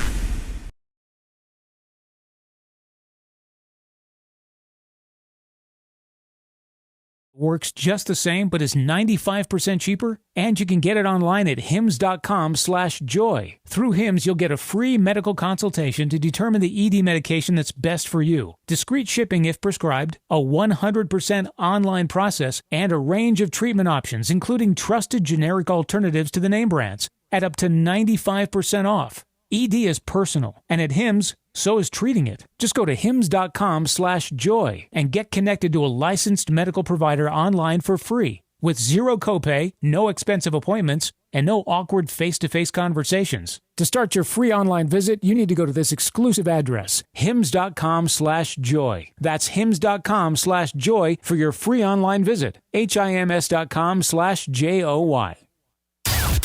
And it is Travis and Slee. As you know, we've welcomed the new partner here at 710 ESPN, Next Gen. Next Gen, the official AC, heat, and plumbing company of SoCal sports fans. You're as cold as ice. Call 833-3-NEXT-GEN, NEXGEN, or visit nextgenairandplumbing.com. Time for our feature we do 3 days a week at 12:30 p.m. Who's hot? Who's cold? Thanks to Next Gen. Boy, time for Who's Hot? Who's Cold? Take it away, Producer M. Hey, guys. Producer Laura today. Yeah, Aloha. Producer M is on vacation. All right, What do you think guys. she's doing right now? What is it? It's 3:30 in the afternoon. Drinking? It's probably a hammer. That's the first thing I went with. It's the first thing both of you went with, and that would have been my answer had I not asked Or the arguing about something. Now the book is just sitting on the sand. Or arguing about trying to prove her point why she's right about I feel like she could do both at the same time. She could definitely do both. Mezcal. No, actually, this isn't mezcal. This one is. Yeah. What do you got, Laura? All right, so this is hot. The Rookie of the Year race between Caitlin Clark and Angel Reese is without a doubt the topic right now. Angel Reese just recorded her 13th consecutive double-double, a new league record, and Caitlin became the first rookie to tally up a triple-double. And she had 19 points, 13 assists, and 12 rebounds over the weekend. So, yeah, for sure, these two ladies are putting the WNBA on the map. Not saying that the other ones haven't, but eyes are there, and eyes are strong right now. Let me tell you, and as someone who, I'll just be frank with you, I never used to pay attention to the WNBA. I just didn't. And Caitlin Clark, all of a sudden I was paying attention to college ball. And the fact that these two, Caitlin Clark and Angel Reese, have history in college against each other. Definitely been chirping, however you want to describe it, but between the two of them. And then here they are coming into the WNBA, and it's these two that are fighting for the Rookie of the Year. I think that's the most baller thing that Angel Reese just broke a record of most consecutive double-doubles. I don't think that has anything to do with rookies. I could be wrong on that. If it says rookies on there, my apologies. I think it's just the league. Players in the WNBA. That, to me, is a much more impressive feat than what Caitlin Clark is doing with her triple-double. It's first WNBA. But I think the point of it is, wait a minute. These two players going against each other in college. Now these two players kind of mirroring each other in the WNBA. This is what you need if you're the WNBA. And like I said, someone like me who has not followed the WNBA before, there are a lot of times now I find myself, hey, how did the Indiana Fever do in this game? Are they going to make the playoffs? Are they going to be in the mix? Can these two squads face each other? I think it's a great story. So you guys were having a conversation this morning when I came in, and Laura, you asked a question about I forget what it was, but so you immediately popped in with some knowledge on, I think it was an Angel Reese thing that I don't have. So, and I'm not trying to be rude or disrespectful or anything when I say this. I don't follow it, still don't. But what's different is, I know what you're talking about. Before, if you had come in here and said, hey, did you hear that player X had 10 or double-doubles in a row and this other woman came in and got the first ever, I would be like, yeah, whatever, dude. I have no idea what you're talking about. I know the names that you're talking about. I know what you're talking about, Slee, that they have a history together that is competitive and at least on the surface feels like there's a little acrimony between the two. Like they do not get along. A little bit of tension. That's good. Like I understand the WNBA doesn't need me to be successful. It doesn't. It doesn't need men or me specifically. I don't follow it. I don't watch it. To me, it still is when I'm reading in the morning, I skip it. I'll be honest. It's not something that I'm diving in on. But I know it's out there, and I've never been able to say that before. And that at least has to be the first. I'm not going to pretend to talk about a sport that I don't watch, but I know that they don't like each other and they're competitive with each other, and that's good. It's a good storyline. It really is. And I think that's why. Sorry, go ahead. If you can get both squads into the playoffs, now all of a sudden you're probably going to have some games on ESPN. We saw the numbers they were doing in college. We saw the numbers they were doing, the attention that was going. I know a lot of it driven by Caitlin Clark, but Adrienne Reese is a baller as well in her own right and can back it up. And she talks. She's adding a lot of kind of flavor to this entire thing, and I think it's phenomenal. I love it. Like, for me, as someone who didn't really care to watch WNBA, I mean, I watched a little bit, like, Sparks and stuff, Lisa Leslie, like, like a little bit of that. But I was like, whatever. It kind of died out for me. And then now I was like, oh, damn. This is dope. Like, because I knew more of the women names coming in to this season versus the men. 2 weeks ago, I'm going to tell quick, week and a half ago, 2 weeks ago, Indiana Fever had a game against Atlanta. And where they usually have the arena that they play in, I think holds maybe 5,000, something like that. They moved it to where the Hawks played, and they sold it out. Numbers talk, right? Like, that's pretty damn impressive. Yeah, so love it. What's cold, Laura? All right, so what's cold? So there's a personal story that happened. So like I said, over the weekend we went to Disney. And, you got to wait in line to go into a little tram. And I saw a couple that was way too comfortable in line with their partner. And it's not for the reasons that you think, okay? Oh. Yeah, not at all. So this girl was popping the pimples out of her boyfriend and showing him the gunk that was, like, coming out. And she was like, look. And I was like, happening Christian, in this world. Christian's like, can we move lines? This is disgusting. Yeah, that's real gross. My thing is, why? Why? First of all, ew. I would have helped. No. Come on, bro. That is disgusting. That is literally one of the most disgusting things I've ever heard. I literally texted somebody, was like, what are we doing? Like, why is this okay? There was a story earlier where people aren't holding. They have to go to the restroom. They're doing it on the line. At different parks, not just different parks. Look, why? Why? I'm not going to pretend that when you find something on your neck or your head, that little squeeze, it's not very satisfying. Like, thank God, it's gone. But doing it in front of people, I'm usually on another person's body, that's repulsive. She was with her little fake nails too, like, so gross, so gross. Yeah. So we're doomed, right? Like as a society of people, this is it. No, this is it. Yeah, if we get to that point, then I think this is. By the way, they should be thrown in jail, both of them. They should have to do, like, sometimes they're not actually in the slammer, but they got to do 100 hours of community service. That sounds like 100 hours of community service. Go clean the freeway. If you want to clean somebody's face. What happened to you? Exactly. I was popping the pimples, the zits off my boyfriend's Look, I thought you were going in the other direction when you're talking about, like, people making out in the line. Because you'll always get the high school kids that are, it's your first boyfriend. Doing too much. They're making, it's like, guys, take it easy. We're in line for the cars. Can you just chill out and wait till you get home? I get it. You like each other. Cool. I feel you. I'd rather watch that all day, every day, than 1 second of somebody squeezing a zit off their partner's neck. That's gross. awful. Blackhead. That sounds just absolutely horrible. Who's hot, who's cold? Brought to you by NextGen. 833-3NEXTGen. That's 833-3NEXGEN, the official AC heat and plumbing company of SoCal sports fans. All right, let's try a quick phone call here. Let's go to John in Los Angeles. John, what's going on, John? Hey, guys. Hey, John. Thank you for being authentic. And, this has really been like therapy, hearing you guys hold Rob Pelinka accountable. I mean, us Laker fans are traumatized. I mean, it's been 4 years since Kobe's passing, okay? I understand the mourning period. He was, Kobe's former agent. But, Jeannie Buss, it's time to move on.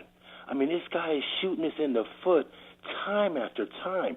He put us in this position for two guys to opt back in that no one wanted at minimum levels, okay? I mean, this guy didn't bring back the team that won the championship in 2020. I mean, what was he thinking? You always bring a championship team back.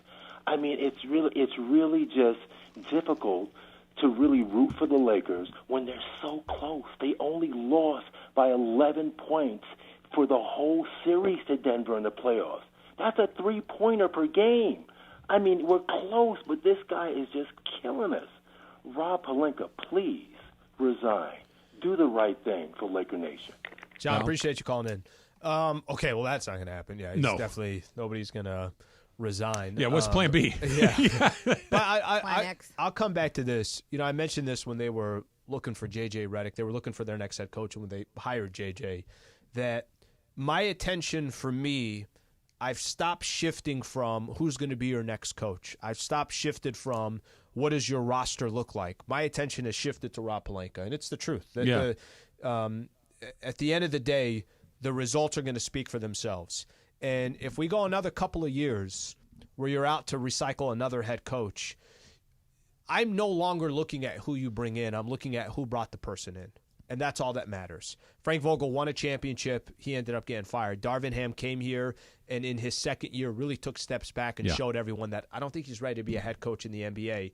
And now you're bringing in J.J. Redick, who's never done it before. There is no company or corporation that is better because they keep recycling their CEOs. That's not how it works. They either have somebody that's there and he's been there for 10 years or 8 years and it's allowed to marinate. There was a great example. Cowherd actually gave this, that there's some franchises that want to use the microwave and other franchises that want to use the oven. Sometimes you got to let things marinate, and if it's not working, you got to look at who's putting these people there. Air fryer. Air fryer is good to reheat saying, pizza. It's very, very good kind of for in that. the middle there. Yeah, well, it takes, but it's like 5 minutes. It's not quite the microwave, but Yeah. it's a lot better. You know what? Yeah, we're kind of air fryer-ish right now. Not bad. Okay, so here's the thing. Number one, I want to go back to something that he said. You always bring it. This is where I think you get in trouble. There is never always do blank. What do I have? What do I need? Where do I need to get better? Where am I pretty good? Where do I have a little flexibility? Where do I not have? You can't say this is how I do a thing with no objectivity for what may be necessary in the moment, right? If you have a team that you think the Celtics running it back makes a lot of sense, right? But if there's a team that's the Warriors after they won their most recent title, at that point they decide, hey, look, we need to get out of this. It would have made a lot of sense, right? Because there are pieces that you can move. So I don't like the idea of we always do X. It's a really tough way to do business. You've said this a couple of times. We can't have him hire. He's already hired 3 coaches. And the reason I know that is because I was trying to think, did he hire Vogel? And I'm like, yeah, he did. Because I remember when they introduced Vogel, the questions were all about what Magic had said about him, a day or two before. So he was there. He hired Vogel. He hired Ham. He hired J.J. Redick. That's 3 guys in a relatively short period of time. Okay, that's not good. Why is Vogel gone? Because you made a trade that made Vogel he couldn't survive it, right? You made the Russell Westbrook trade that became so radioactive that something had to give, and what had to give was Russell Westbrook Frank Vogel got shown the door. Okay, a year after winning a title. That's pretty quick after winning a title. So did you make the deal? Yeah. Is that the coach's fault? I don't think so. Okay, you did it anyway. You just hired a guy that after 2 years, and I agree with what you said, became very clear he wasn't the right guy for the job. Okay, now I'll give him credit for ripping the Band-Aid off and saying, we don't have this right, we need to do it again. But you don't get to rip 3 Band-Aids off in a relatively short period of time. This is a pattern, right? This is, you fired the first guy because you made a bad deal and you wanted to blame the first guy. You hired the next guy who probably shouldn't have been hired in the first place because 2 years later you realize he's the wrong guy. And now you just went and hired a guy that's never done it before. Who knows? J.J. Redick may be great. He may not be. Time will tell. That's a lot of stuff on one guy's ticket in a really short period of time. And you have, we spent some time talking about whether the Lakers are sitting here right now because this was the plan, or the Lakers are sitting here right now because all the other stuff just didn't work out. Yeah. That's the problem, too. The problem is, I've said this before, I feel like it feels like the Lakers have been sloppy. And when I say sloppy, what I mean by that is Cam Reddish, Jackson Hayes, that player option. Sloppy in the sense of D'Angelo Russell's name keeps getting thrown out there. He's probably going to start the season next year with your squad. Almost certainly. Maybe something happens. Yeah. I think there's been too many. You offered, the report was 4 years, $80 million for Klay Thompson. See what I'm saying? That these are all things that it doesn't feel like, hey, we know exactly where we're going. I would actually. That's it. I would rather be in a position. And I'm not telling you this is specific to the Lakers, but if I'm running a company and I'm telling all my employees out there, it's going to be ugly for a couple of years, but this is where we're going. and I have to do this in order to get here. Right now, I feel like it's just like grabbing for anything. I don't know the plan. I don't think they do either. And this is the point. There isn't a plan. I don't know if I like sloppy a lot, but it's more of a, okay, now what? It's reacting to everything that's happening as opposed to dictating what's happening and trying to drive the process of, we're going to be set up to go get this guy at this time. We're going to trade for this guy at this time. And right now, I don't think there's a ton of great moves out there, but everything that they have done has felt more like, well, we got to do this now. Okay, we didn't get Clay. Okay, what about, they're just constantly reacting to the thing that happened most recently. That's not a plan. That's just reacting to what's happening in front of your face week to week, month to month, year to year. There's no way that this is where they thought they would be 2 years ago. And that this is where they're going to get. This is just like, hey, we're kind of in the same spot. The team's a little different. We got a different head coach. But you're kind of in the same spot despite all the moves. That's not a plan. Lakers are in every conversation. Yeah. There's no substance to it. The Dump Super Crosstalk coming up next. It's Trav and Slee, 710 ESPN. Mason and I. Like NHL hockey, LA Kings hockey on 710 ESPN. Welcome to the family. Brand new partnership. We're excited to have the Kings right here, the home of the Los Angeles Kings. And Trav, now I just need an invitation to go catch a game. You have been giving you one forever. Now you have to cross the street. Now it's across the street. Go Kings, go. Go Kings, go. The Kings are back on 710 ESPN. Believe it or not, I did pregame for the Kings 25 years ago. Damn, I'm old. Luke Robitaille, the rest of the Kings organization couldn't be more excited. Go Kings, go. Go Kings, go. Nothing like live hockey. Nothing like seeing it in person. Nothing like watching it on TV. Nothing like listening to it on the radio. And we've got them on ESPN LA. Go Kings, go. We're so excited. The LA Kings have found a new home right here on 710 ESPN. Can't wait to see you on the ice. I want to congratulate the LA Kings. You are now on the greatest sports radio station in America, 710. And guess what? Now I get to be one of the ice girls at a Kings game. Go Kings, go. Go Kings, go. Go Kings, go.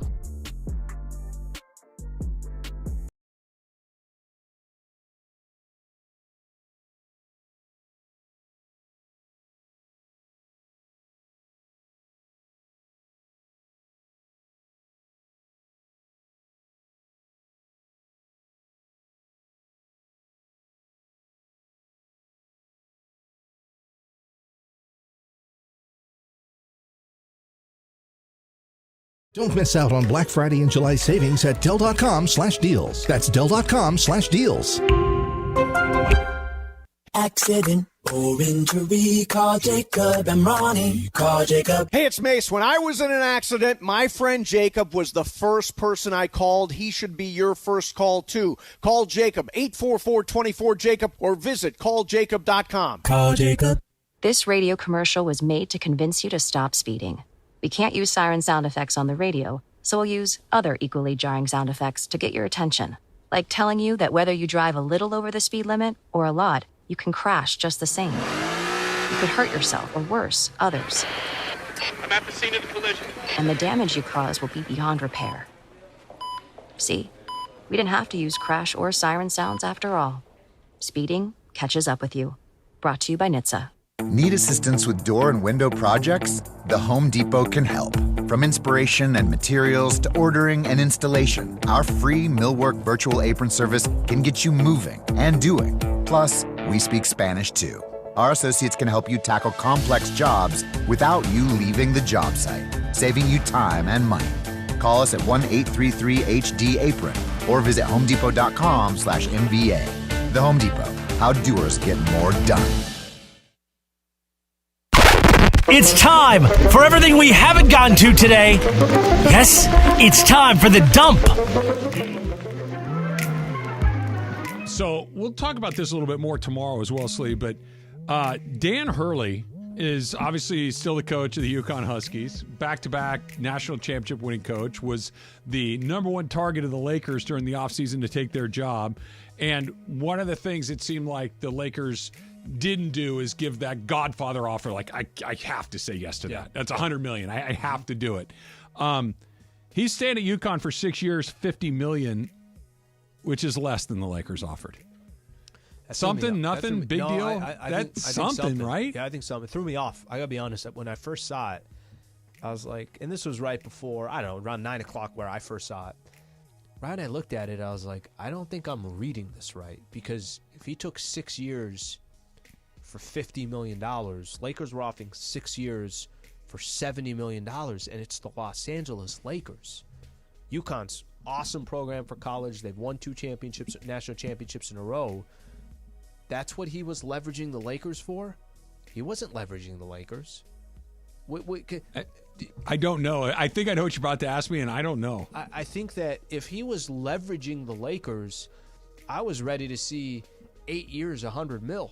Yeah. Like you would get a Nick Saban type of, when you just have those like Jumbo Fisher or Jimbo Fisher Jumbo.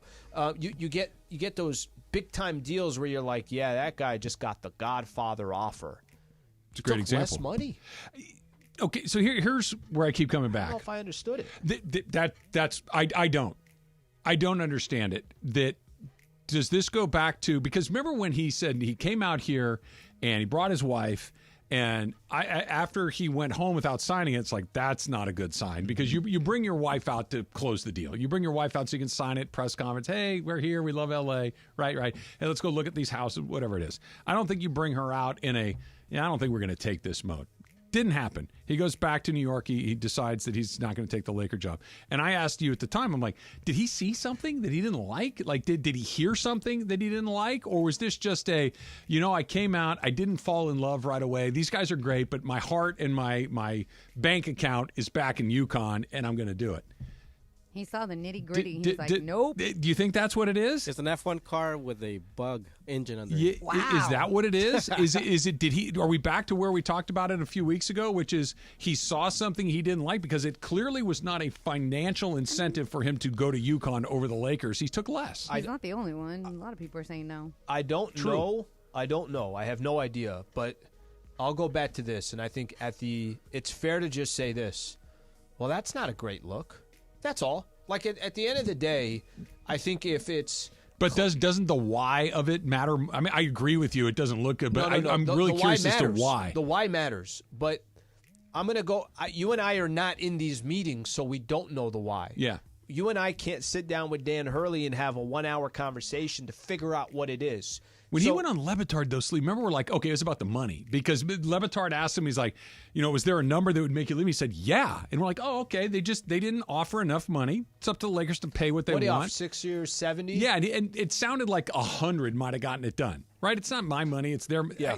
But at that moment, you're like, oh, they just didn't offer enough money. Okay, cool. They decided not to do it. That at least makes sense to me. This is less. If I saw 6 years... There has to be a part of this. If I saw 6 years, 70... from UConn, yeah, and it was comped, yeah, this is the exact same, okay, then I could at least tell you he wanted to go to UConn more, he was going to make the same amount of money, Lakers didn't throw a crazy offer out there, he's taking $20 million less, and I get it, I don't know, you want to look at California state, that you do that all day long, I'm not going to get into it, but I don't know the why, I just know when the dust settles, it's like, damn, there's another kind of indirect hit at the Lakers. What a bizarre offseason. Like, really from soup to nuts, the whole thing has been just surreal. They make the playoffs. Cool. They're out in the first round to the team that beat them in the conference finals last year.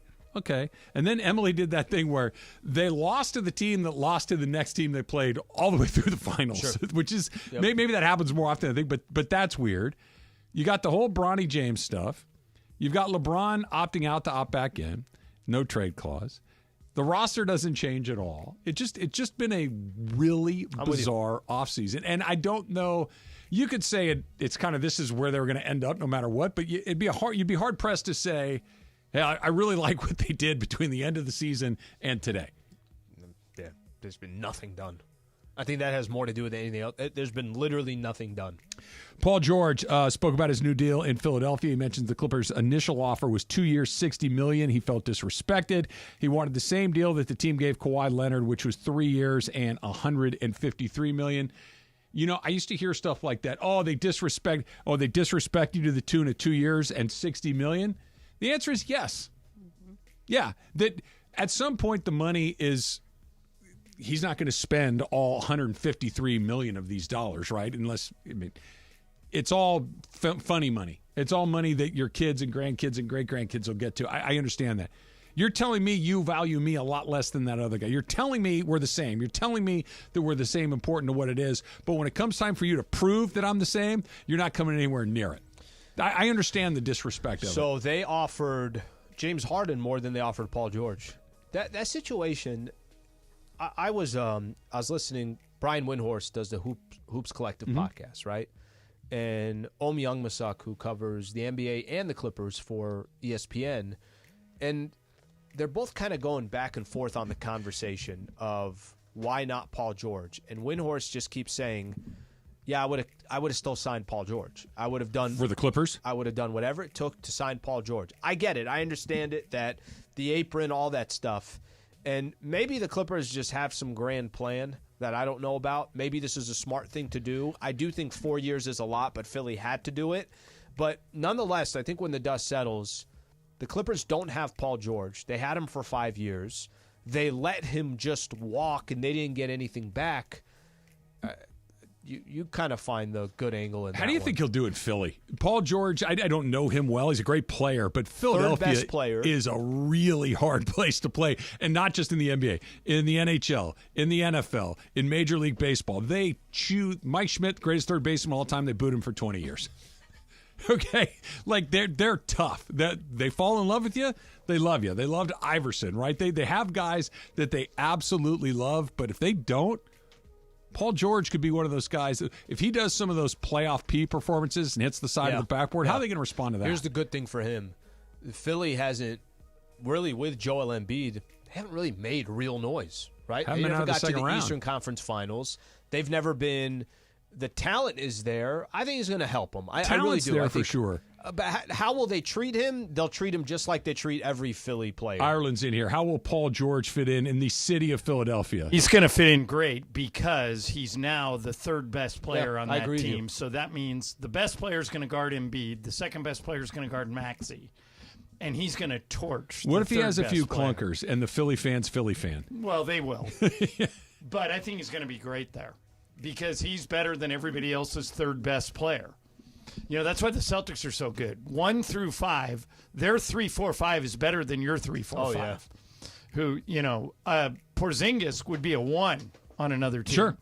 Drew Holiday might be a 1 Sure. on another team. And Derek White is a 5. I mean, that's why they're so hard to beat. Does Paul George thrive in Philly, Momo? Yeah, for the first year or two, right? So that's the big question. That's what everybody's question is with all these guys. Everyone who got paid this offseason, the question is, you know, they're in their mid-30s. So how long is Paul George good enough for this? Now, here's a good fact for you. Paul George is one of only 3 players over the age of 34 and over to get a Supermax contract, to get the maximum extension. Ever? Name the other two. Kobe. LeBron. Not LeBron James. He's Yeah. actually done it now twice. I think I got Kobe the never second did one. it? Nope, not the max. I think I got the second one. KD? Nope. No? Over the age of 34. Yeah. So when they were 34, they got it. It's pretty easy, actually. Jordan? Never got a max? Wow. Right, max extension. Who is it? Extension. Steph Curry. Oh, okay. yeah. LeBron and Steph. That's it. Yeah. Like, And now Paul I mean, George? yeah, because at the time, like, you know, this is now the new. One of these things is not like the other, right? When you're talking mean, LeBron, Steph, and Paul, I mean, they're all great, but LeBron and Steph are the greatest. Yeah, but back when Jordan played, there was not like a cap Right. on what it could be. It could just be whatever it is, Right. But that's the question: is that 4th year when Paul's 34 now, when he's 38? How are you going to feel He's about paying making him? $53 million when he's 38. It's a good job. I think it's I think more. But, I mean, you guys are all no, I talking think about... it's more, isn't it? No, he makes $53 million when he's 38. I think think what it's Ramona 60 said, maybe. Or maybe it's 53 in the beginning of the Yeah. contract. Ramona, Yeah. what you said about So the the first 2 years, 60 will be the good. Clippers I'm offered with you. was The a first little 2 years will low. be good. Yeah, Make I that was in actually 1 year on the surprised. back I got to end. be honest, because I did a lot of. Hey, You guys I got okay over there? You want You guys are You struggling. want a ginger shot? Yeah. I'll be all right. Live on the air, ginger shot. Shoot. Jorge, you know what we should do? Not do a ginger shot. A little super crosstalk. ESPN AM 710 Los Angeles. KRDC AM 1110 Pasadena, Los Angeles. K256CX 99.1 FM Pasadena, Los Angeles. It's the greatest segment in LA sports radio history. Oh my God.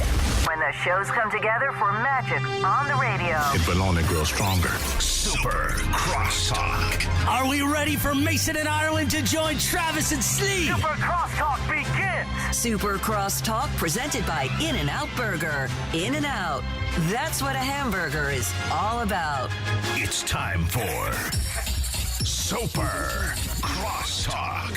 All right, Ireland is here. Momo is here in for Mace. Both of you guys sound like you smoked a carton of Marlboro. No, I'm fine. Air conditioning. I just got to get something to drink. No, it's air conditioning. Ginger shot. No. All right, Okay. I have a question for you, Momo. Do I it. finished Clip last night. Yeah. Bravo. Well Thank done. you. Thank you. Absolutely loved it. For people waiting to binge it, all 6 are now out. Yep. Yeah, on Hulu. On Hulu.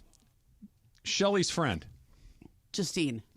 Yeah. Is that a real person? Composite character. Okay. So But is there's is it Deja. Deja? Yeah. So is V's friend. Okay. So basically, Who I there's thought like, was great. She I was thought they were terrific. both They're great. both Yeah, she great. was really good. Yeah. And they're basically, there are 2 or 3 women in Shelley's life Okay. that are like, there's traits from all of them in there. Okay. And did that amalgamation of people really have that, wait, you're as bad as he is moment with Yeah. her? Well, I think a lot of people close to it. I mean, I know a lot of people who used to work for the Clippers, and they all felt that way about Shelley. Really? Yeah. Because she knew exactly what was going on the whole time. There were people that when Donald went down, so this is the best way to put it. When the scandal happened, Shelley had a few months of absolute clarity, but it was also out of necessity. As you see in the show, like her lawyer really, and the PR guy really got her there to see the light, to say the right things. That this is going to end, Yeah. and you can either be part of the solution or you can get swept out with Donald. Yeah. And she was kind of brilliant. Yeah, she was brilliant, and But she did the right she's got thing. evil in her, for sure. But she went, so all the people who'd been sort of waiting for her to break from him, were really excited about that at the time. And Did they really think she was going to do it? She did do it. I mean, she broke from him. She got him declared mentally She incapacitated. broke from him. She yelled, or he yelled at her in court, "Get away from me, you pig!" I know that This part. was I all remember real. that. All that part I was get real. that. But then people did she backslide. was she going to divorce him ever? She did file the papers. I don't know Okay. that they ever would have divorced because it would have been Yeah. way too expensive. Right. To divide up that estate would have cost both of them millions. So it's just it's all in a trust, and I think it would have been just a bad financial decision. A lot of people look. The Lakers were sold because Jack Kent Cooke got divorced. Right. Like a lot of teams get sold because like the guy from the if for estate planning, like the Celtics. It looked guy, like the it's not- Spurs were going to Yeah. get caught up in a divorce thing. Yeah, sometimes it's divorce, sometimes it's an owner dies, whatever it is. It's the inheritance or the divorce that makes people have to sell big, large The assets. Adam Silver meeting with Yeah. Shelley and her team. That's about almost word for word. Almost word for All word. right, so Trav, here's a Basically- really hard question that Yeah. Momo, you might answer it, but you might politically not be able to. Okay. Trav, you have, I've said since the start of this thing, they nailed the 4 main characters in casting. The Cleopatra Coleman, who plays V, Yep. Jackie Weaver, who plays Shelley, Ed O'Neill, who plays Donald, Lawrence Fishburne, who plays Doc. I agree. You have 1 Emmy I know. to give to those 4. It's easy for me. Who? It's easy for me. Lawrence Fishburne. See, to me, it's Cleo. Yeah. To me, it's Ed. Yeah. Like Yeah. it's really, Yeah. but it Isn't could be that Cleo fascinating? too. I mean, and you know playing what? Doc? I almost want Lawrence to say Fishburne. I Lawrence almost wanna- Fishburne's great. Yeah. For me, it's Fishburne Yeah. because as I'm watching the show, Yeah. and I see Ed O'Neill as Donald Sterling, he's always Ed O'Neill to me. He does a great job with Yeah. the character. He He does. does. It's you know what I loved? I love that little touch where the roots of his hair are white. Oh, it's so great. So It's so- wonderful. it's so perfect, and just too. the little It's so the wonderful. little zingers, like when Yeah. when Kelly Accoin, who's playing Andy Roser, Yeah. shows up at his house and he goes, "Andy, if I wanted to talk to you, I would have returned one of your 15 phone calls." Yeah. That's exactly how Yes. Donald talked. And Lawrence Fishburne has been in a million things. Yeah. He's great, and everything I've seen And him this in, was I a like. stretch for By the him. way, had never met Doc and is not a basketball fan. Yeah.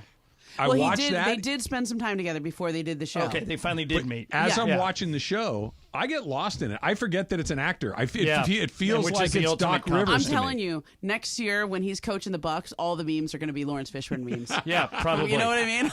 Okay, It's so like- Trav, I may have some good news for you Oh. about something that happened on Friday.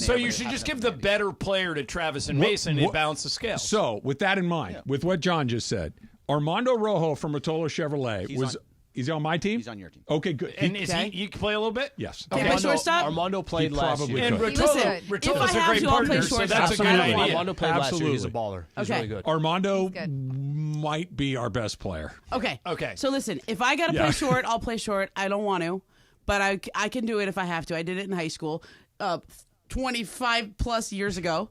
It's like riding a bike, Momo. I mean, I just don't want my shoulder to fall off. Ramona's like Mookie. Is She's it just the ready to throwing come that in. you're worried about? The hamstring is what I'm worried about. That's the problem. It's That's getting the down thing I'm the worried field. about. But here's the thing, John. You haven't been at the game either season. No. There are very And few, never will be. Well, clearly. Like I can feel the ball and I know can you throw can, the but ball. hold on, It's let's- just I'm worried about the hammy. The problem is the outs are typically not made on the ground. They're Right. made in the air. Yeah. There's not a So why lot do of you go ground to the ball outs outfield? because I can't No, run. he can't run. Well, you He's gotta can play run first. faster than some of these No, guys. he's got to play first. We need a good first baseman. He can I'm walk down with fast. this. If it's hit to me, I will catch Yeah, it. Trav's good at first. But Well, the Mason idea of told me me that running Ron into the Mitchell gap, is some great softball player. He's is a that good pitcher. inaccurate? He can pitch. He can pitch. Okay. But I it's think not we're like gonna be he's fine. Dwight I Gooden think, up there. I think we're going to be Well, fine as long DeMarco as Fedora makes your team better. Yeah, and then And if we get can Armando, we're in that. We got Armando. Mitchell Mitchell shortstop. reminds me of Pedro Martinez. me, In what Cappy, way? or Armando can play short. But Greg, did you determine that Ron can't do that high pitched Yeah, he crap can't go. he does? No, yeah, he can't go like crazy. Why? high.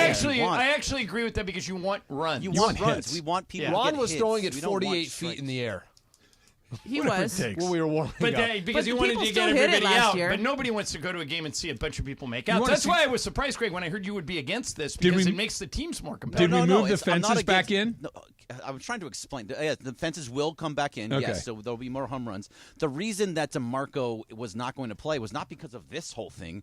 DeMarco screwed himself. He told people that he was not coming and he was not playing, so he went Well, out. he told me on Friday he's in. Okay, well, yeah, because he decided just randomly at the Put him last on my second team. that he was going to play. Right, Yeah, but he's on our it's a team. station event. You want him to play. Of course, he is going to play. No one's going to stop him Also, from can playing. we make a rule that you have to wear some version of cleats this year? No more tennis shoes in the If you infield. wanna Wait, go out wait, and I don't get have cleats, cleats. if you want to I don't get have Well, cleats. you can wear you're welcome cleats. to. I mean, that's why Mace got hurt, is he was sliding around. Mace in got Mace hurt got- because he's a Mace. spaz. He always gets hurt. He gets So, hurt no matter had that- what it Mace is. got Can hurt I, because can I he's clear playing. real fast? Can I clear it up? Yes. DeMarco, Yeah. Go I ahead. just want to clear it up. DeMarco told us he's not playing. We made the jerseys. We made the teams. We made the whole thing. He's got a jersey and then from last year. Yeah. 3 days later says, "I'm playing." Yeah, Well, he's- wait a minute, Greg. DeMarco's For that disqualified. reason alone, that story right there, Okay. he has to be on Mason's team because Can I- Mason does that once a week. Greg, Greg. Yes, Mo. Okay, I'm raising my hand like I'm in class. Yeah, yeah. Okay. Yes, Miss Shelburne. I was also looking at my phone list of ringers. No. My Daniel's baseball coaches. Three don't of the need- four of them were professional athletes. What One list? of them was Jimmy Clausen. Oh, Remember really? Jimmy Clausen? Yeah, bring him I did out. a story One on him of in them- high Bring school. him out. Yeah. Can I invite them To hang and- out and watch with us? Sure. No. No. To play shortstop. Nope. Mason did not get hurt because he didn't have cleats on. Mason got hurt because he gets hurt. You know, Yeah. Mason got hurt because he played. He gets hurt and Because he showed everything. up. Nobody else got hurt. Should I wear spikes? I have a pair. Not metal. That's all I got. It's either so nothing yeah, or that. do that. Just don't step on anyone. No, I'm not going to step. Not Yeah. that bad. Okay. Don't Plus, I'd have slide to be into running. second. I know. Ty Cobb, cleats up. spikes up. Get You it guys, done. I think, John, I just want to throw this down. I'm tracing Mr. Mason. I said I just traded Laura for DeMarco. I'm the best GM ever. This is in response to this. Hey, I know. I don't think you realize how bad the softball team is. I've seen everybody play, and we literally have none of the good players. Travis, he thinks that about you. You are not one of the good players. No, yes, I am. He's not either, by yes, the I am. way. Him and Cappy. You should No, be. I'm fine. Then Mason Rice, you should be GM for the Angels. It's a bummer that it won't be competitive. So he's already given up. Okay, here's the text I got. We have a terrible softball team. Ireland picked the team and was only half paying attention. We are going to lose big, Man, unfortunately. what a loser attitude. First off, he lost big last year. I know. I And thought that we were was going to him win last as a year. GM. Where's Jorge? Who cares? Right, we're going to have a good time. DeMarco has a jersey We're gonna from hit last some home year. It's the runs. same jersey. We're going to have a few cold beers. Yeah. And it's going to be Perfect. a wonderful Looking forward to it. afternoon in West Covina. Yes. I Yeah. can't wait. And if Mason doesn't want me on his team next year, fine. Come on down. I'm writing some. Disrespect. Okay, so I'm Yeah. going to write this. By the way, Travis is pissed. Yeah, that you go said ahead. he wasn't Yeah, one of the good players. Absolutely. Super Crosstalk's brought to you by In-N-Out Burger. That's what a hammer.